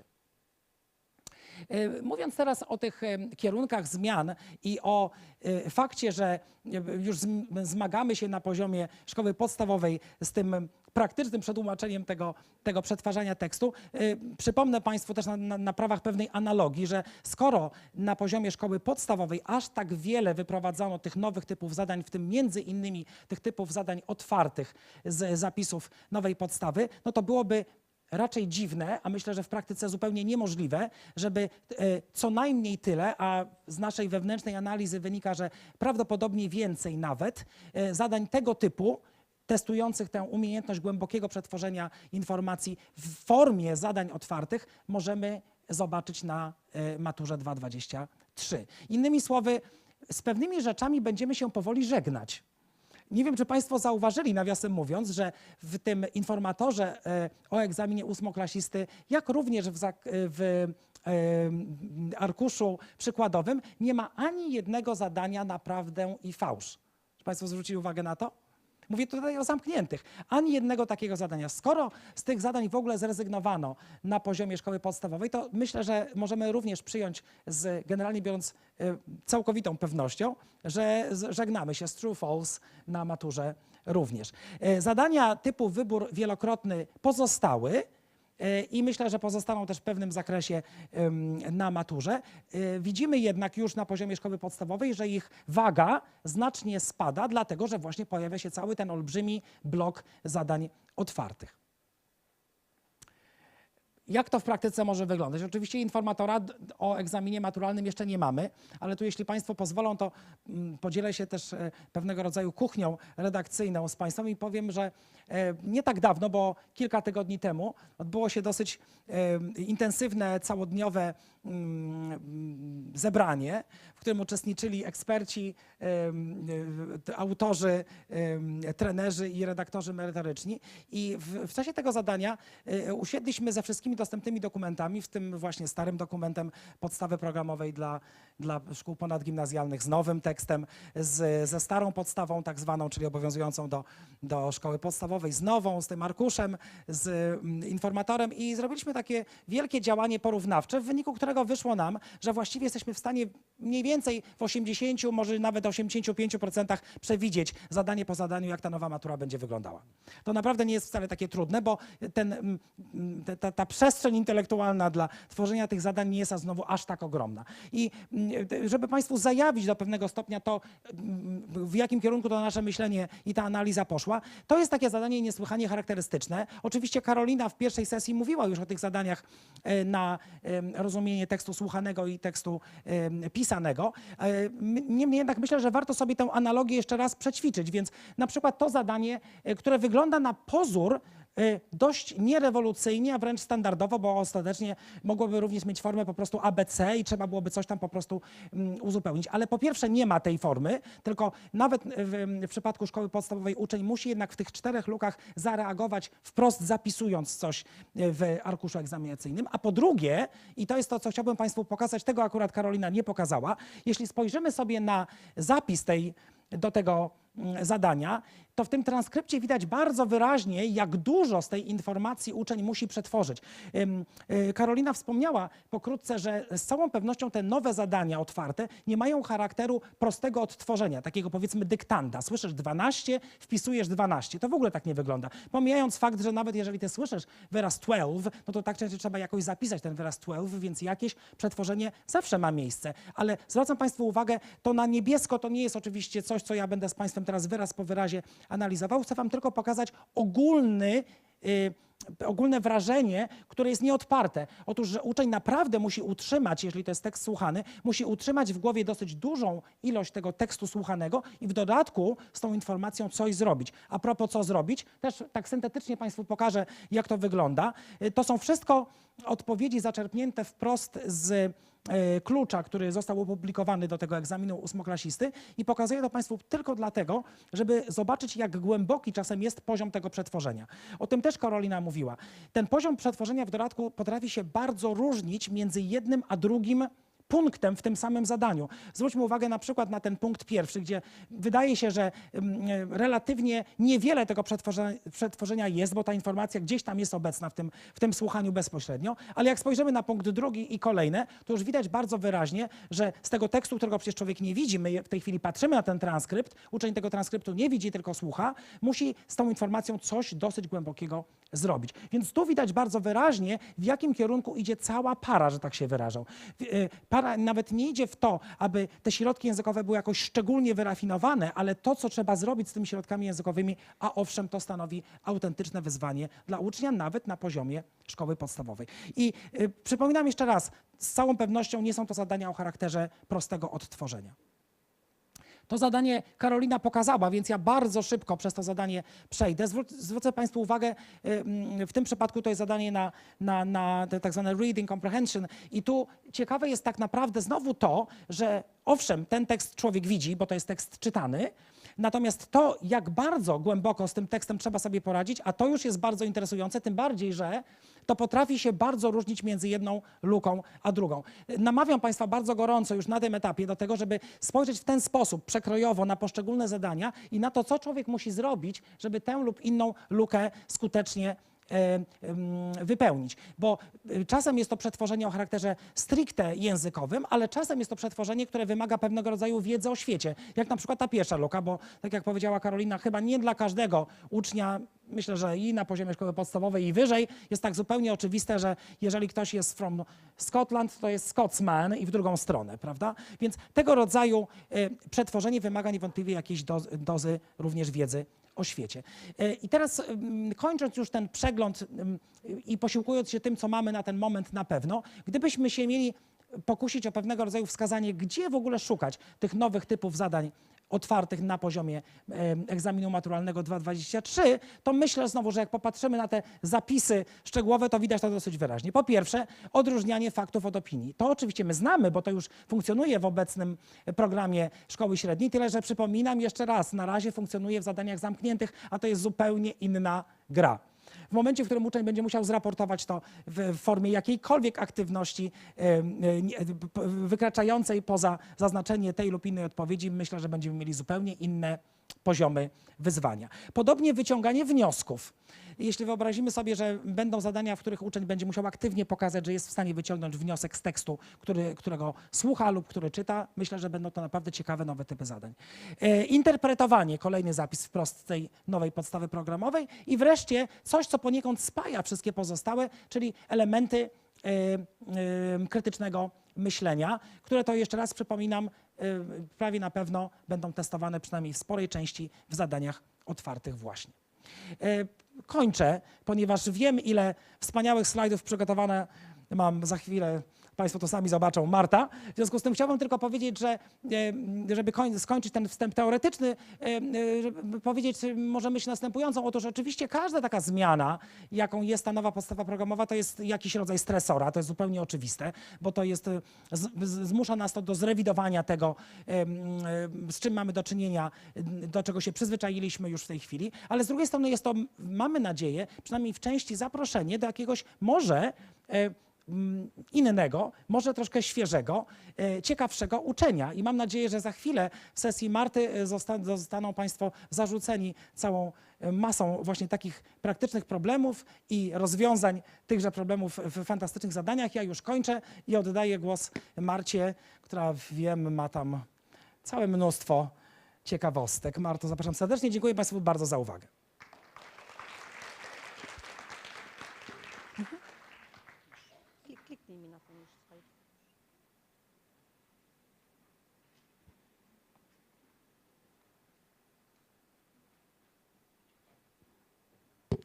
Okay, are we ready?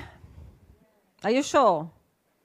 I think it's a very nice room and I can actually see people even sitting at the back. So, hello everybody at the back. I can see you and hear you.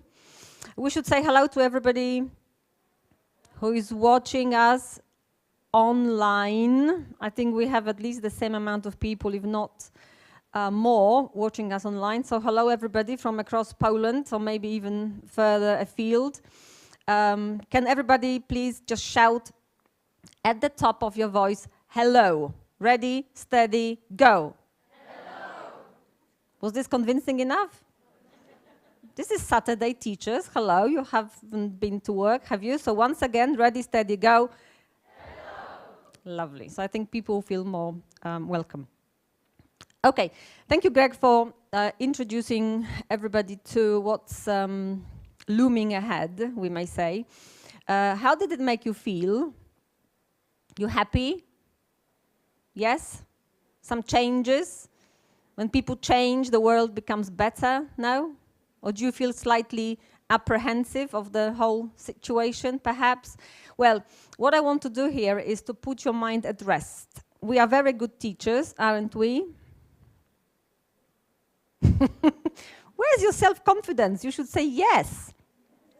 This is not the first time things have changed in this country, and we're going to manage. Is this right? Okay, so I want you to leave this hall at the end of my talk feeling positive about what's happening. Is this a promise? Good. Now, some of you had a chance to put your pin on my map. Not many, I can see, so you still have a chance after the session to tell us where you come from. What we have in common is one thing. We probably on the whole come from Poland. Is this right? Anyone from abroad or not living in Poland? You came from Australia, New Zealand, especially to see us? No. What else do we have in common? We are honest, did you say? We are teachers. That's the same, more or less. Okay, so we are teachers. We always encourage students to use adjectives before nouns, yes, when we teach them writing. Is this right? So what kind of teachers are we? Great teachers, yes.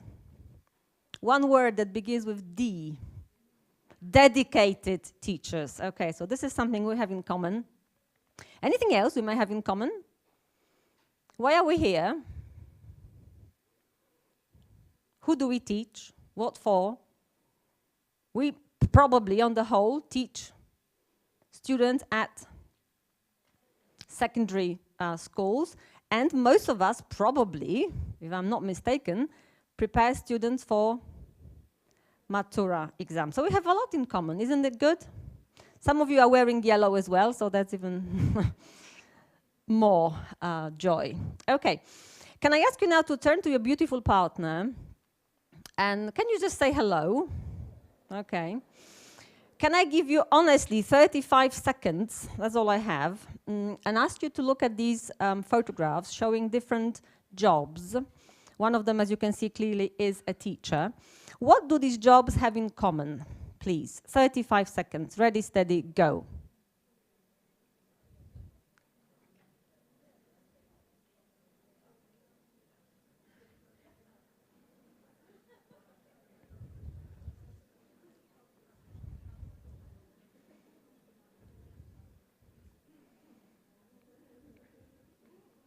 Okay. Any ideas? Not so many at the same time. We mustn't make mistakes. Okay. Fantastic. All of these jobs, well, dealing with people is perhaps not precise enough. It's exactly you are responsible for people. Yes, you are responsible for people, because the pilot perhaps himself doesn't quite deal with people, but is responsible for people. Anything else? Sorry? Focus. They have to focus. Yes, that's right. They have to focus. Yes, so if the pilot doesn't focus, that's possibly a disaster. Yes. Anything else? They have to be precise. Yes, we're getting closer, hotter and hotter, precise and very accurate. How did you know? This was meant to be a difficult puzzle. Yes, what these people have in common is actually, number one, having the responsibility that they hold for other people and making sure that the people either survive a surgery, lend what they are supposed to lend, or learn what they are supposed to learn to be successful individuals in the future. Secondly, it's accuracy, which matters in every single job. Of course, the teacher is not responsible directly for the health and the sort of safety of the child, although if you work at school, you know it is also the case. So perhaps not so much is at stake, but accuracy in the way we teach and expect our students to learn is actually crucial. Do you agree? Good. So I'm going to take you on a little short journey, unfortunately short, because I like talking for about 5 hours non-stop. So if anyone is prepared to stay longer than 60 minutes, then you're more than welcome. But I want to take you on a short journey to share with you how I deal with the issues of accuracy in my teaching. I'm not here to tell you to do exactly the same. All I want to do is to share and see if you like the way I think about teaching. Okay, have you got something to write on and write with? Excellent. Can I ask you please now to divide your piece of paper into 2 columns? And every so often I'm going to ask you to reflect, to write something down. 1 column, please, I agree. And at the end of the spectrum, I disagree. Because I'm hoping that some of you will actually disagree with what I'm saying. And I'm also hoping that some of you will actually agree with what I'm saying. Done? Okay. So, accuracy and why we think, or I think, and I believe wholeheartedly, why is it important? Well, I don't know if you have noticed as teachers, with your experience you must have done, what's happening to our students? It's some kind of maybe an illness, I should say. Infectious disease, perhaps, is actually a more apt way of putting it. What is happening to students, especially at higher levels? Students are getting more and more fluent at the expense of being accurate. Do you feel in the same way? Okay, that's fantastic. Now, what actually happens in the classroom is that the more, or perhaps the less we focus on accuracy, the more we focus on fluency.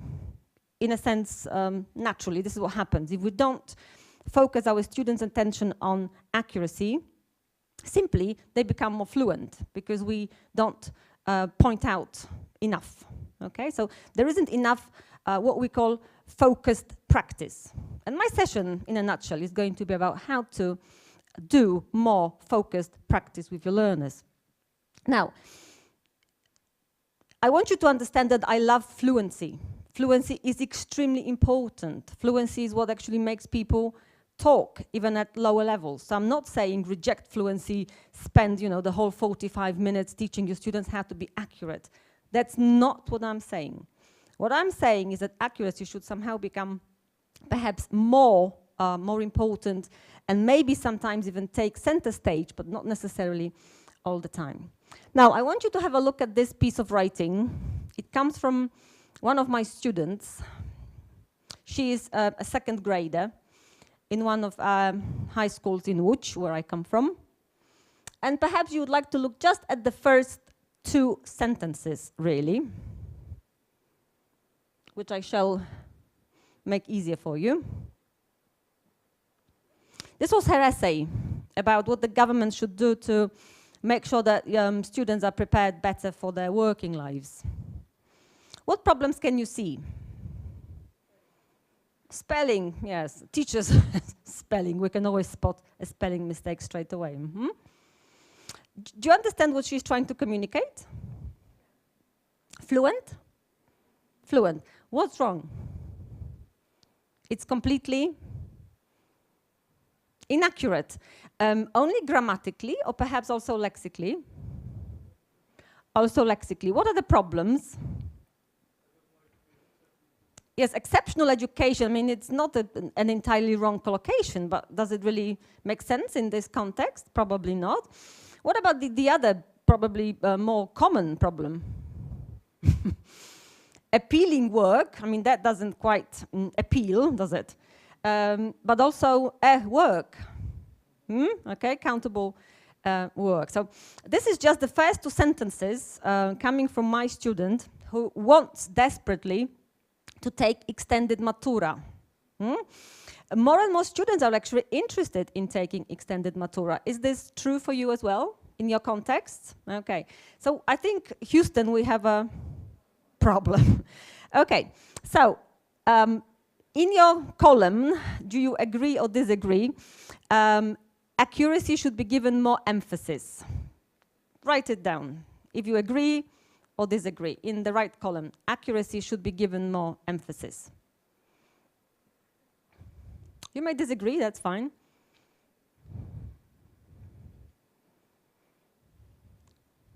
Okay.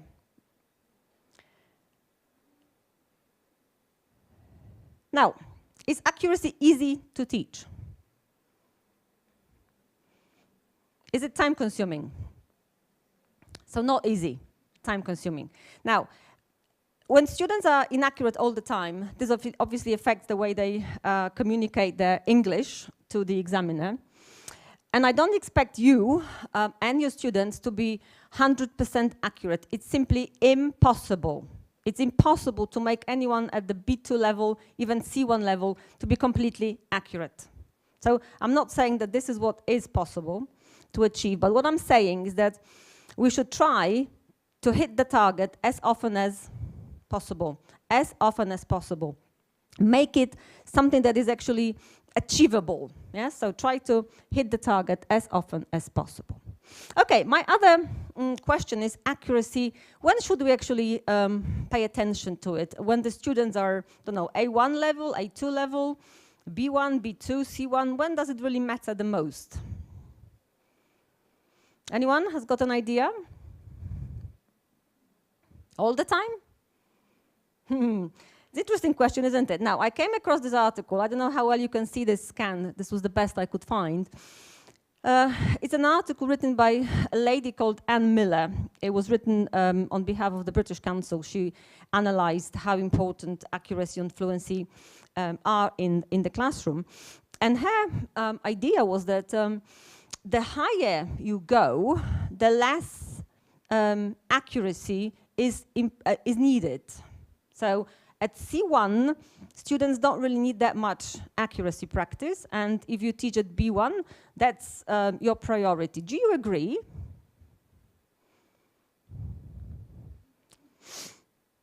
The lower, the more, the higher, the less? Is this the case? If you remember, just a second ago, you looked at this fragment of my students' work. This is extended matura, so kind of B2 plus level. Doesn't she need accuracy? Okay, the lady says not the problem of the amount, the problem of content, perhaps. But I say, and this is what I believe in, is that accuracy is important throughout. From A1 to C1, it's just the way you deal with it is different.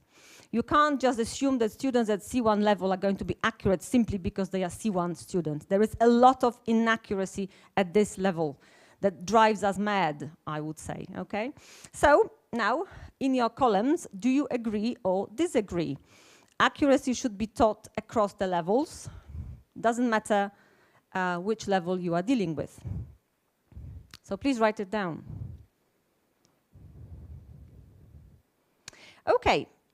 So I hope you agree with me as well that we need to devote certain portions of our lessons to accuracy. This could be 5 minutes, this could be 7 minutes, this could be 10 minutes of our class, maybe once a week, maybe twice a week, maybe even more often. But that's what we should do. We should try to make time simply to teach students accuracy. Now, I will show you lots of ways in which this accuracy can be actually practiced. But before this happens, I just want to make sure that we don't confuse accuracy with error correction, because accuracy is not just about correcting errors. I don't want anyone to leave this room thinking that you should walk into your classroom on Monday and correct every single mistake your students make, because that's not the point. Accuracy goes further than error correction, which I'm hoping you will be able to see in a moment, okay? So far, can you write down, I agree with most of the stuff, I disagree with most of the stuff? Who agrees with me? Hands up. Okay, who disagrees? Not a single hand? That's wrong. Who is not sure if they agree or disagree? Okay, that's interesting as well. Okay, lovely. Now, the main target for our presentation today is... what do you think is the main target? I think Greg gave you a hint in his session. The main target is vocabulary. Do you like teaching vocabulary? Yes, it's something that is pleasant, isn't it? Yes, okay. Now, vocabulary understood as the so-called lexical range. Bogactwo językowe in English is translated into lexical range, okay? Now, lexical range is sort of like a very cold term, I would say, wouldn't you? Lexical range is actually quite boring even. So let's use the expression wealth of vocabulary, okay? Wealth of vocabulary, lexical range. Now, it's extremely difficult to teach students to be lexically wealthy, we may say, or lexically rich, for a number of reasons. And one of these reasons is that a lot of teachers, I think, misunderstand the idea of lexical range or lexical wealth. If you look at this word list, it's just a word list, just one I found, doesn't matter, just lots of words. Easy words? No, horribly difficult words, aren't they? Now, in the ideal world, it would be ideal for our ideal students to know all of these words really well and to be able to use them. Yes, in the ideal world. Wouldn't you like that? Your students, come on, to be able to use, you know, all of these words, fantastic. But this is not going to happen. And this lexical range is not about getting your students to learn difficult words and not being able to use them. My definition of lexical wealth or lexical range is basically helping students to learn how to use words, not just to know what these words mean. And I'm hoping to share with you some ideas on how this can be done. Now, I happen to read some books, as you may know, I like reading. And I found this very interesting book about teaching vocabulary. And this book actually shows very clearly how we should move forward when it comes to teaching lexis. And some of the ideas I have been actually inspired by this book, but not only this one, lots of other books as well, which seem to tell the reader that so much has been done in terms of helping teachers to teach vocabulary, and there is still something not quite right about the way in which vocabulary is taught. Sometimes you walk into the classroom and you see that the teacher is trying very hard to teach expressions, but some of the ways that they use are ineffective ways. It, of course, sort of applies to me as well. Sometimes you walk into the classroom, you think you're doing your best, but in fact, perhaps it's not as effective as it could have been. Okay, so the point is how to make it effective as often as possible. Let's be realists and don't just assume that we can possibly make our students 100% accurate. Okay, is this a deal? Yep, okay, let's be realistic. Fantastic. Now, what I advise teachers, doesn't matter how experienced or inexperienced teachers are, I always advise teachers to teach accurately, because the way you teach and how accurately you explain a particular phrase is going to affect how well your students are going to cope with that phrase when they have to use it. So it's teaching accuracy, which actually leads to learning accuracy. There are lots of ideas in which this can be, through which this particular aspect of teaching can be realized, but I just have decided to share with you some of these ideas to help you sort of, as I said, hit the target and don't miss opportunity to make your students more lexically wealthy, okay? So what I'm going to concentrate on and share with you are hopefully lots of ideas on how to grab the concept of these three aspects of teaching vocabulary, okay? How do you know a word? You know a word when you know its physical form, yes? So how it is spelt, for example, what it looks like. You know the meaning of the word, and you know the proper meaning of the word and what it actually means. And last but not least, you actually know how to use the word. And this is actually very crucial. So here we're going to look at three targets: form, meaning, and use. Form, meaning, and use. Now, when I was asked to write a new repetitorium, I thought, okay, I have read so much, I have got so much experience, I have been talking to teachers, I have been talking to students, and I know that we need to take a step further and perhaps try to teach vocabulary in a slightly different way. Now, if you remember our previous repetitorium, there was this section, Fish for Words. Does anyone remember that? Did you like that, Fish for Words? Well, yes, but I thought we need to go further. And these sections are not just called Fish for Words, they are now called Get Lexical, because of what needs to change in our teaching even more is we need to get our students lexically wealthy. So what we do in the new repetitorium is in a sense a double impact. There are vocabulary sections as in any standard repetitorium, but also plenty of vocabulary which is practiced in Get Lexical sections throughout the whole book. Okay. Now, I want you to look at this word list. Let's start with the form, shall we? Let's start with the form. Now, I often get the students to study word lists for a particular reason. The reason here is for the students to try to learn exactly what the whole expression is like in terms of its grammar. So, for example, we say attend school, but we don't say attend to school, yes? We say graduate from school, not graduate school, etc. Yes? So I want the students, first of all, just to make sure that they learn the sort of the accurate form of the expression, okay? Have a look at this one. This is slightly, if you have a look, some are actually phrasal verbs. I want the student to learn, for example, recite an exam, not receipt an exam, which they often produce, yeah? So what do? I get the students to concentrate on some of them. I always choose and select. You can't expect students to learn everything. So choose what your students potentially may have problems with, where their accuracy actually may be difficult.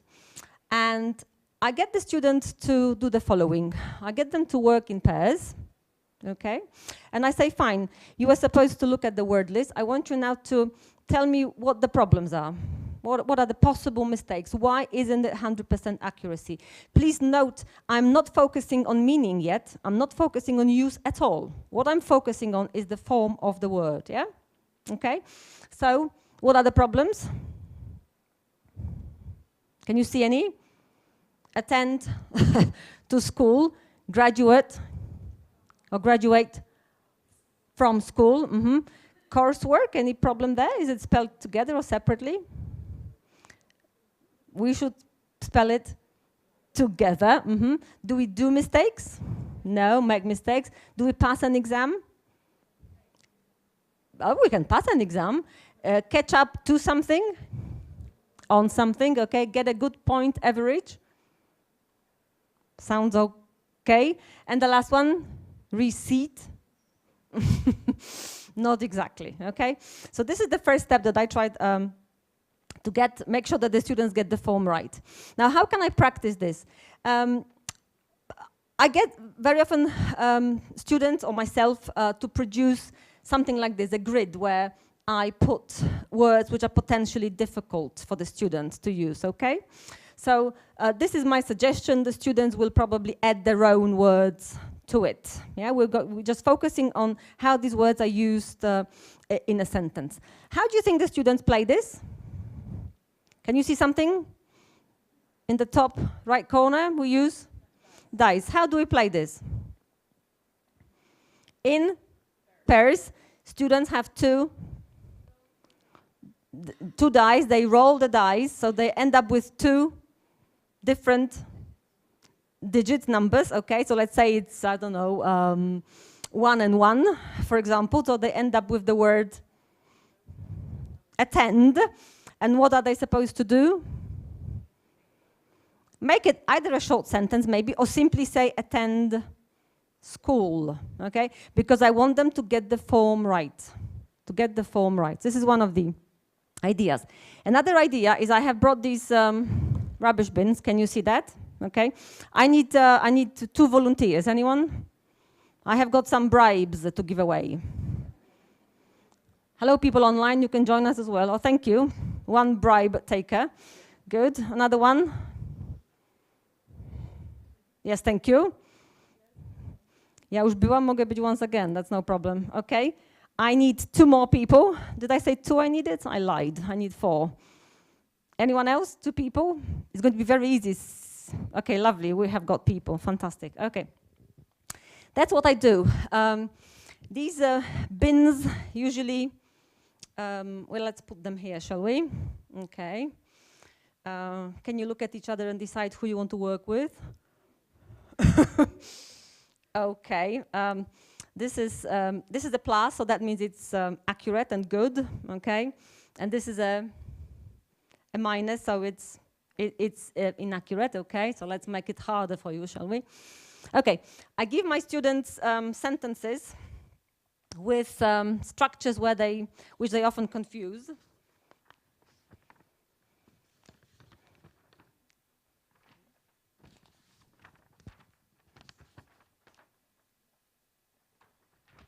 Okay, first of all, I want you to work in pairs and analyze if they are correct or incorrect in your opinion. We're just focusing on the form. One of them is correct, one of them is incorrect. Yes? Have you made sure which one is which? Mm-hmm. Okay, can you please now crease your pieces of paper? Crumble them, yes, sort of, yeah. Mm-hmm. Crumble, thank you. Crumble, yes, like you enjoy it. It's a lovely feeling of, students love it. Okay, now the task is for you to decide if it's correct or incorrect. Now the thing is, yes, well, okay, yeah, thank you. Well done, good.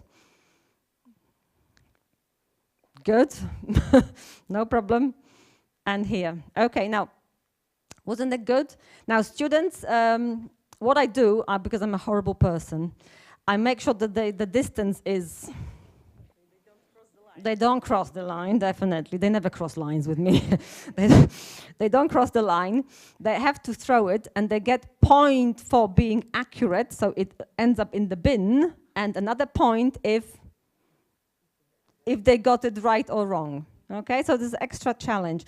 Of course, you can't get them to stand too far because it's discouraging, so just make sure that it is sort of within their reach, as it were.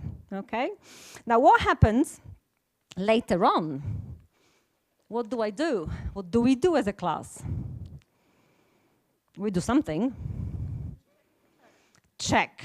Thank you. How did you know? You must be teachers. Okay, we do check, and then what do we do? If something is no longer a problem, yeah, then it's okay, then they must have learned it. If something keeps being a problem, we have to do it again and again and again, yes? Okay, thank you, ladies. At the end of the session, you can come and get your lovely bribes. Okay, thank you. All right, now, another, or maybe not, or maybe you shouldn't go, actually. No, let's come back. It's like in my teaching, you see, sometimes I change my mind all the time. Nice? Nice, you want to play darts? So shall we stop this session and have a competition?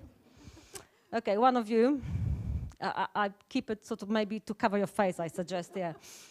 Okay, I tell you what I do. Don't worry, okay. Stand in front of the lady, thank you. Got more? Yes? Now, if you know, no, that's for you, thank you. You know how this looks, okay?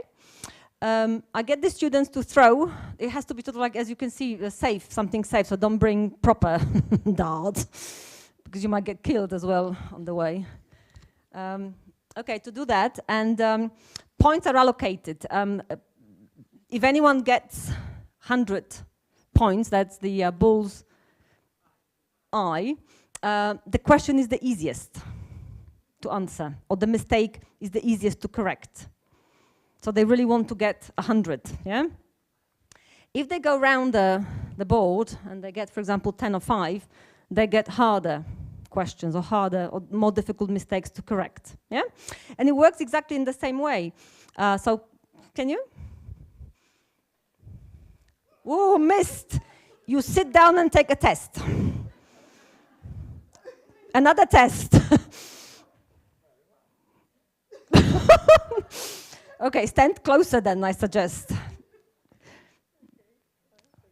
Yes, well done. Okay, you would get a really difficult question or a hard mistake, yeah, to correct. Thank you. The same for you, okay? Oh, that's going to be much easier. Thank you very much. Okay, thank you. Thank you, ladies. You can now sit down, I promise.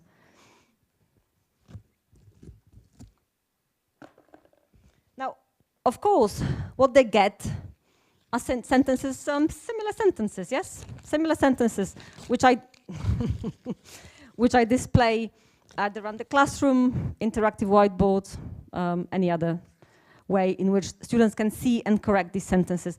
This is quite competitive, but this shows them that accuracy matters, and it doesn't have to be a boring grammar exercise, and I hope you agree. Do you? Okay, so can you, in your column, agree, disagree, write down accuracy is boring, is not boring, wherever you go. Okay.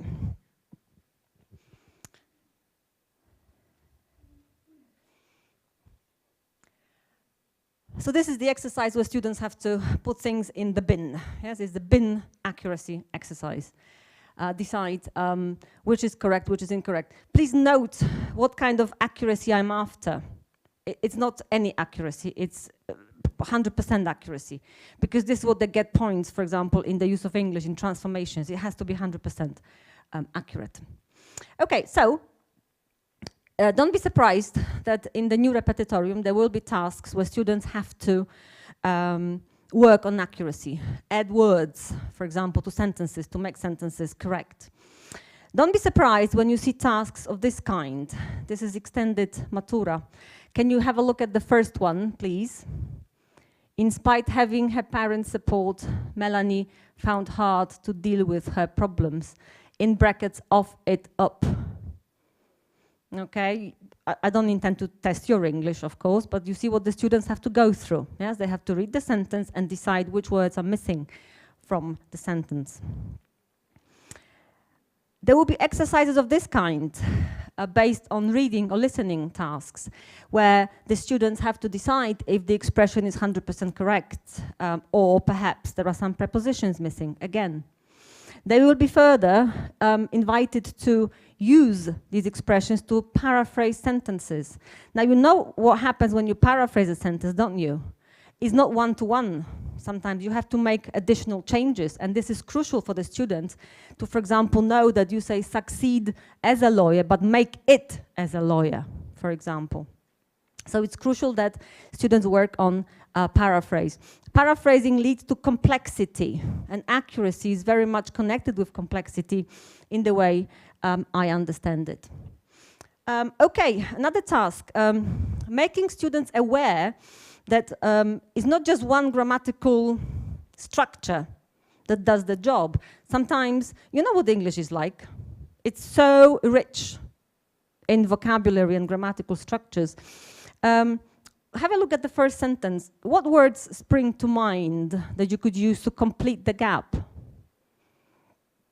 Not just one. Any suggestions, anyone? It could be make, yes. It could be encourage, I'm not sure. Encourage students to collaborate, so make, let. Force is to collaborate.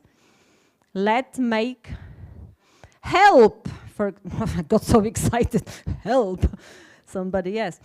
You see, so I think it's not obvious from the point of view, yes, from the sort of when students look at it thinking, you know, oh really? So there's more than one possible answer.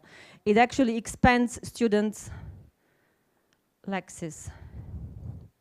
Yep. Should have students collaborate. Have, yeah, that's also possible in a sense of force. That's right. Okay, so this is one of the way of looking at it. Sometimes I also think that students make errors, not mistakes, because of the way we teach, because we don't teach accurately enough. And let me give you some examples of when students make errors because it's due to the lack of their knowledge of a certain structure. Does this look familiar to you? Anyone preparing students for Matura last year and the year before, and probably a year before and a year before? Don't know if you noticed, but these two are the most popular or most commonly tested structures in the exam. Have you noticed, anyone? They keep sort of cropping up every year. Okay. Now, fail is number one. Our students know the meaning of fail as fail an exam. Okay? Fail an exam. Whereas fail also simply means not manage. Yeah, I failed to do something doesn't mean I just failed an exam. So part of the problem that a lot of students had with this was that they didn't know that there was another meaning of the word fail. Okay? Another problem was, here, have a look. This is another exam. This is not last year, the year before. Again, surprisingly, the verb fail. Yeah?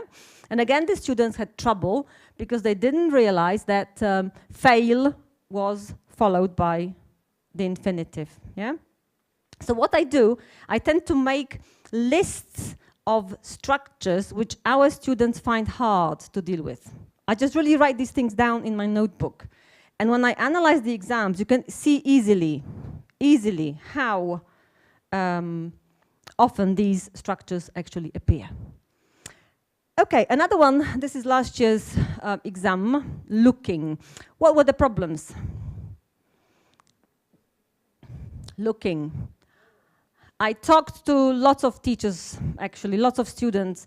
A lot of them made a mistake with this. This was analyzed, yes, this is official news. This was one of the hardest transformations. What is the problem here?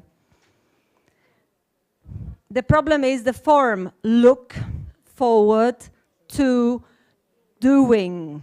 Yeah, so there are so many different aspects of this one expression that actually cause problems to the learners, okay? So again, it will be in my notes and I will try and do it. What is this? Do you like hippos? Not very much. Okay, hippos. There is this lovely site called Word Hippo, which I have advertised before on a number of occasions. Is anyone familiar with this, Word Hippo? It's a lovely tool where, as you can see at the top, you can put in any phrase that you wish to use or draw your students' attention to. And there are so many different options. You can look for synonyms, you can look for antonyms, you can look for sentences, you can look for translations, etc., even rhymes. Do you know that accuracy has only one rhyme? I found in the dictionary. Accuracy only rhymes with inaccuracy. Isn't that amazing? Yes, anyway. Look forward probably doesn't rhyme with anything, I would imagine. Anyway, what I like about this dictionary, it gives me so much at the same time, yeah? And please note that sentences are also recorded, so you can play the sentences to the student. And the way I do it is often play the sentences which I consider sensible and easy enough for the students to understand. And I want the students to listen and write down the form that follows look forward to. So they listen to the sentence and only have to concentrate on the expression and what follows this expression. It gives you about between 10 and 15 examples, so I usually choose about 5 examples, which I think are good for the level that I teach. So they can listen as well as write it down. what's the problem with this transformation? Thinking about typical Polish student, what is the problem? What do we use, we Poles, after rise? We say there has been a rise. We say that, we should say that, yes. If we say that, we are good.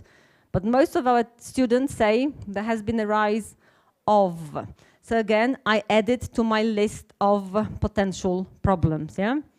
Okay, what about this one? Yes, are you looking like this?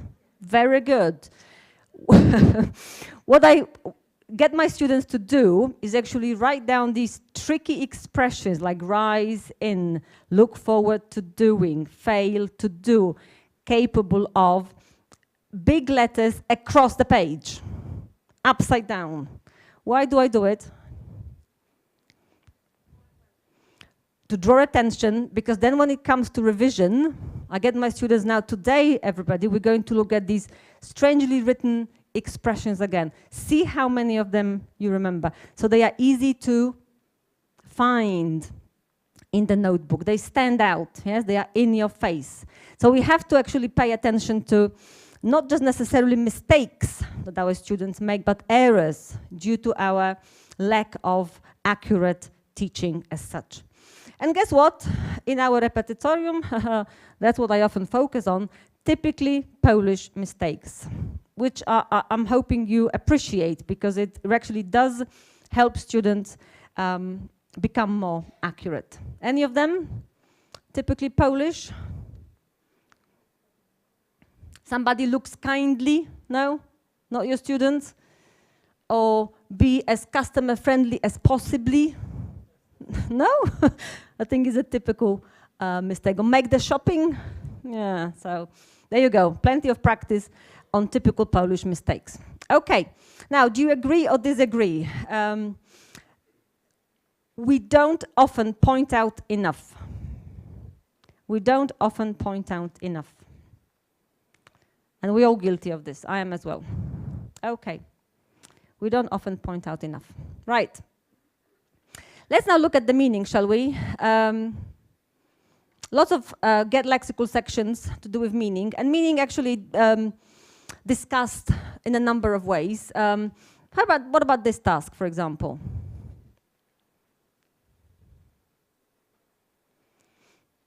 From the point of view of the Polish student, exist. What is the problem with the word exist?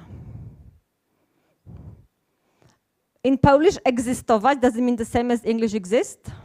Of course not. What about trend? Does it mean the same? Trend I trend? More similar, wouldn't you say? What about operate? Po polsku? Operować kogoś, operować maszynę jakąś, być może, obsługiwać, etc. So get your students involved in this kind of thinking, whether the words which look exactly the same, like cognates almost, are actually of the same meaning. Get the students to work on tasks where they have to do an activity based solely on the meaning of the word. Like in this case, they have to put in sentences to create a correct story based on the meaning of the sentence, okay? Now, obviously work on all kinds of confusing words. Yeah, my father is a famous cooker, yeah, for example. It always happens, yeah. So we work on confusing words as well.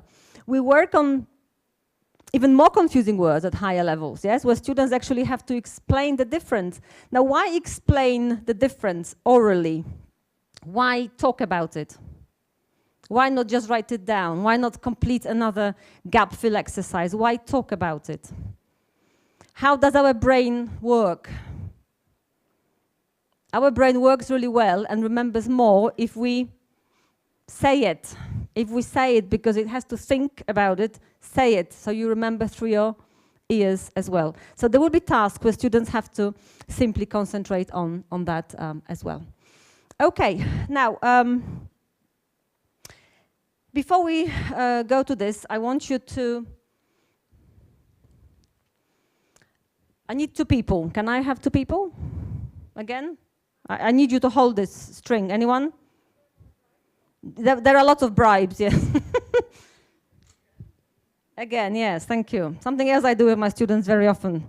Another person, this end, please. Thank you. You want a lot of bribes, do you? Yes. Okay, good. Okay, now I need maybe 2 people to help me with this. Anyone? 2 people, more bribes? Bribes don't work anymore? Yes, they do, thank you.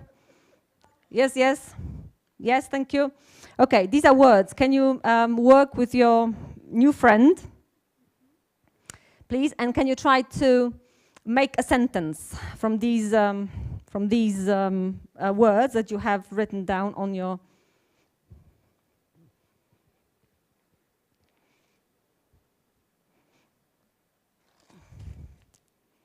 Okay, try to make a sentence. I have got something to use to attach these words.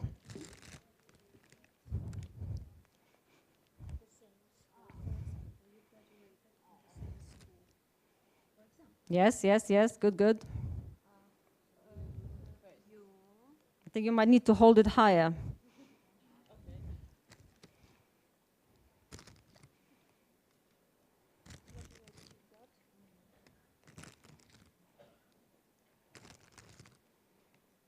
Okay.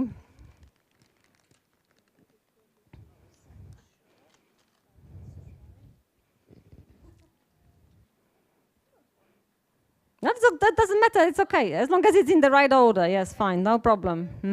You graduated from...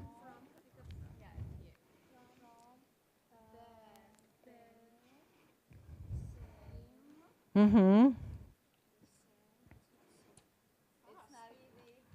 know students work on this as hard as you do. Because it's difficult.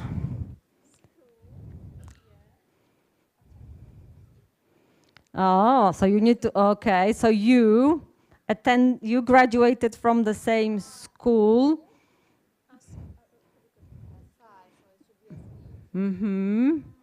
Okay, so maybe you put the sentence wrongly, so you have to work it, work on it again. I attended, thank you, I attended. Yes, I attended the same school. The same school.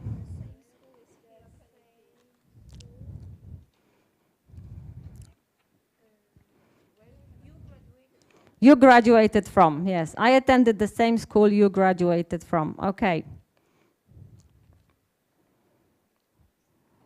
It is complicated, but thank you. Can you hold on for a moment? Thank you.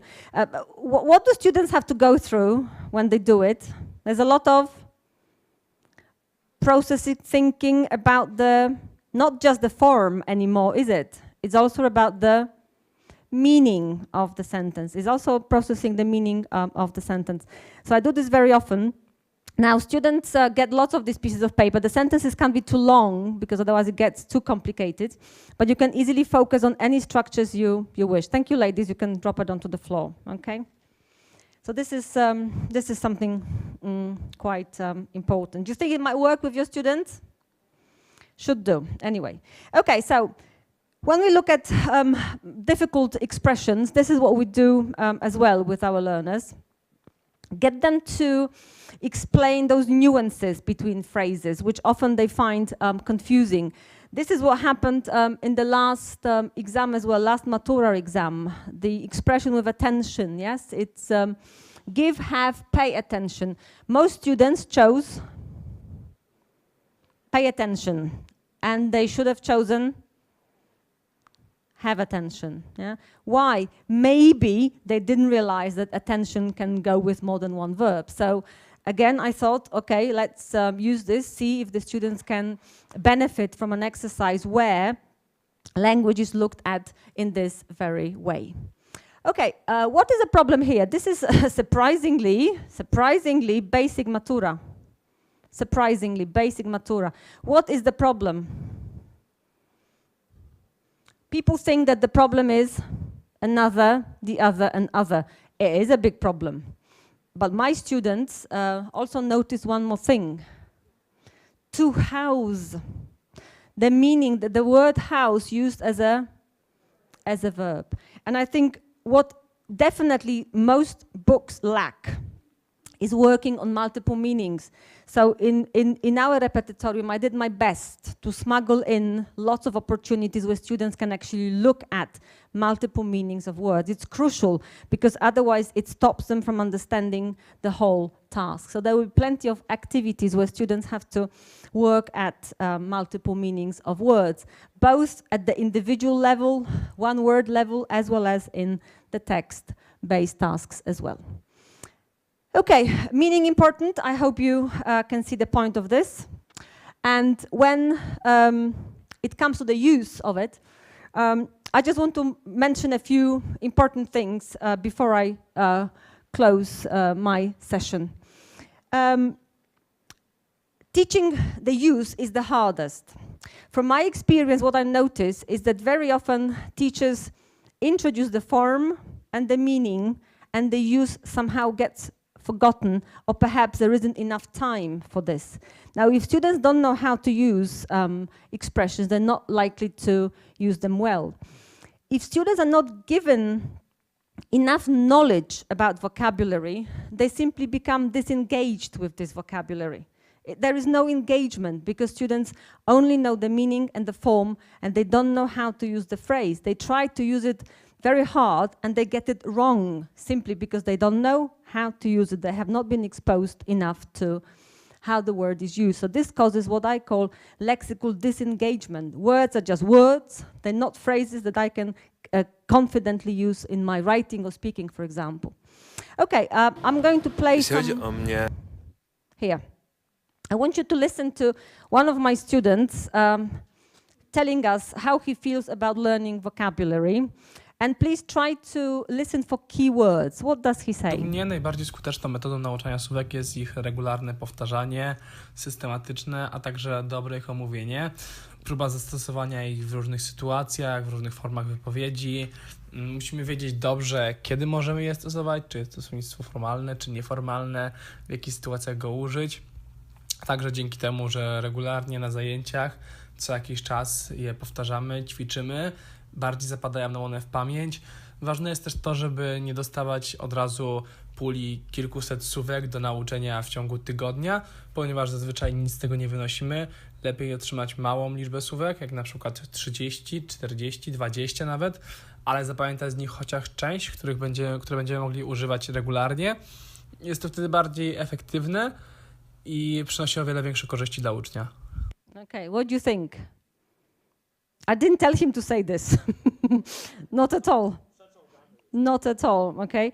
But you can see how the students actually want to use words correctly and how they get fed up with trying to use a new phrase and getting it wrong and the teacher just saying wrong, yes? It is wrong because they have not been exposed enough to how vocabulary is used. So this use of vocabulary is actually crucial. So again, how we go about this in the book, we try to focus on register, so formal, informal, how frequent the expressions are used, so frequency of use. Is it sensible to teach students this? And connotation, are they used in a positive, negative sentences? What do they actually mean for the students? Now, to finish off, I want to show you what the main problem sometimes is with teaching vocabulary at any level. These are some aspects of successful teaching, yes? And a good lesson should have all of these aspects of teaching. Now, for me, and I have learned it many times, and sometimes the lesson was actually quite bitter, was that I didn't check that learning happened. I simply didn't check. So for me now, this has become the most important, to make sure that the students actually know and understand how the phrase is used, okay? Give you an example. Get out of something means what? Unikać czegoś, yes? Can I say, I get out of maths?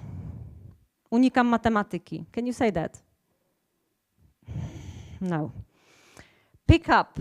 Podchwycić coś, nauczyć się. Nice translations, that's not the problem. Can I say, I picked up maths last night? No. You see? So if students look at word lists with translations, good translations, it doesn't help them because they still don't know how to use a particular phrase, okay? Now, no, we don't want her. What about this expression, set foot? What does it mean? Set foot in a place. To come, enter, yeah? That's a beautiful translation. There's nothing wrong with this, lovely paraphrase. But can I say, for example, I set foot at work every morning? It's ridiculous. It doesn't make any sense, yeah? So unless I explain to my students exactly how it is used, they won't use it ever correctly because it doesn't mean enter. It means go to the place for the first time, and it has to be something important, yeah? Okay? So without my help and working on the use, nothing much will happen. Okay. What about these two expressions? Something is your cup of tea, or something isn't your cup of tea. Okay, have a look at these and tell me if this is a correct translation of the sentence. On pomaga w domu. He lifts a finger around the house. Is it correct? It isn't, because this phrase can only be used in negative sentences. If we don't explain this to the learners, they simply won't know. And it is our job to do it. We are responsible for learners. Do you remember? The pilot, the surgeon, and the teacher. Okay, how about this one? Is it correct? Reading is my cup of tea? It probably isn't my cup of tea, as this expression tends to be used in negative sentences. So it's a question of sometimes digging much deeper into various levels that each expression has and holds. So the closer we get, the more we give our students, the better. The more knowledge we give them about words, how to use words, the better. We can't afford, actually, we don't have the time when you look at something like this, yes? Difficult expressions, lots of phrasal verbs that students have to go through and understand. We can't really play darts sort of blindfolded, yes? Students need more guidance in order to use these words correctly. And with this new exam looming ahead and this wealth of vocabulary that the students have to acquire, it's not going to be just about the quantity of words. It's going to be about quality of words. Do you agree? Okay, finally, please, I want you to, in your columns, decide, I agree with Marta, I disagree with Marta. This is about the whole of the session. Can you write it down? You agree or disagree? Now, can you turn to your beautiful partner now for the last time? Say hello, hello, almost goodbye. Can you compare your columns, see what you have?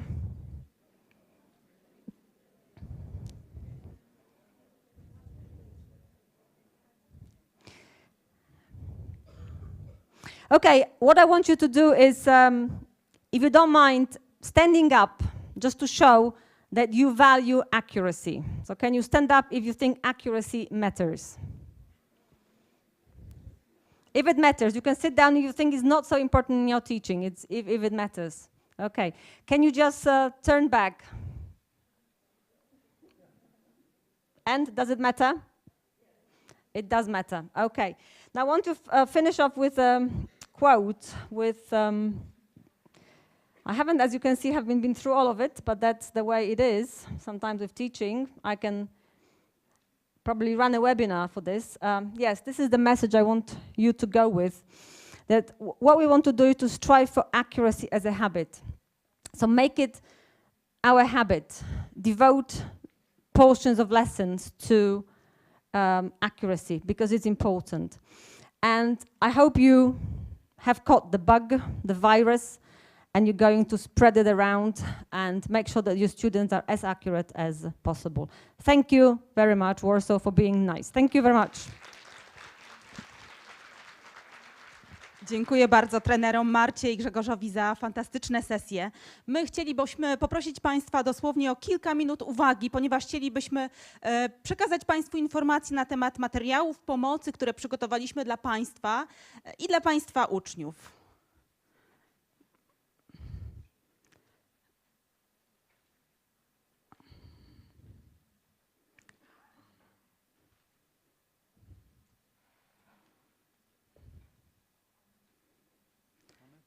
Mamy to. Otóż po pierwsze jest to nasz bestseller, repetytorium. Sądząc po Państwa reakcji, jest tutaj wielu użytkowników, fanów tej publikacji. Nadal możecie Państwo korzystać z tego repetytorium. Naszą drugą propozycją jest nowość, do której odnosiła się Marta podczas swojej sesji, repetytorium dla szkół ponadgimnazjalnych. Tworząc to repetytorium, wzięliśmy pod uwagę wszelkie Państwa opinie, wyniki egzaminów maturalnych z lat ubiegłych. Zachowaliśmy równocześnie wszystkie atuty naszego bestsellera. I przede wszystkim niezmieniony został duet autorek, czyli Marta Rosińska oraz Linda Edwards. Jednocześnie chcę podkreślić, że jest to zupełnie nowe repetytorium. Cały materiał został napisany od początku. Autorki sięgnęły po aktualne, ciekawe źródła, tematy, bo skoro już trzeba przejść przez ten proces przygotowania do matury, zapoznawania się z typami zadań, to z pewnością warto się oprzeć o materiał, który będzie ciekawy, świeży, interesujący dla Państwa i dla Państwa uczniów. Podkreślę tutaj jeszcze raz fantastyczne rozwiązania, takie jak sekcje Get Lexical, czy też sekcje na wyrazy często mylone, o których mówiła bardziej szczegółowo Marta. Dla tych z Państwa, którzy są fanami pracy ze słownictwem, mamy też niespodziankę. Otóż zaadoptowaliśmy znaną, lubianą grę karcianą Tabu. Nasza gra Forbidden Words pozwala przećwiczyć w sposób bardzo atrakcyjny słownictwo maturalne. Gra ta jest już dostępna w tym momencie w naszym sklepie internetowym oraz w serwisie Macmillan dla szkół. Ja natomiast od siebie dodam, że nowe repetytorium Macmillana to najbogatszy na rynku materiał uczący umiejętności rozumienia ze słuchu. Wiemy, że ta umiejętność wciąż mimo wszystko sprawia Państwu wiele problemów.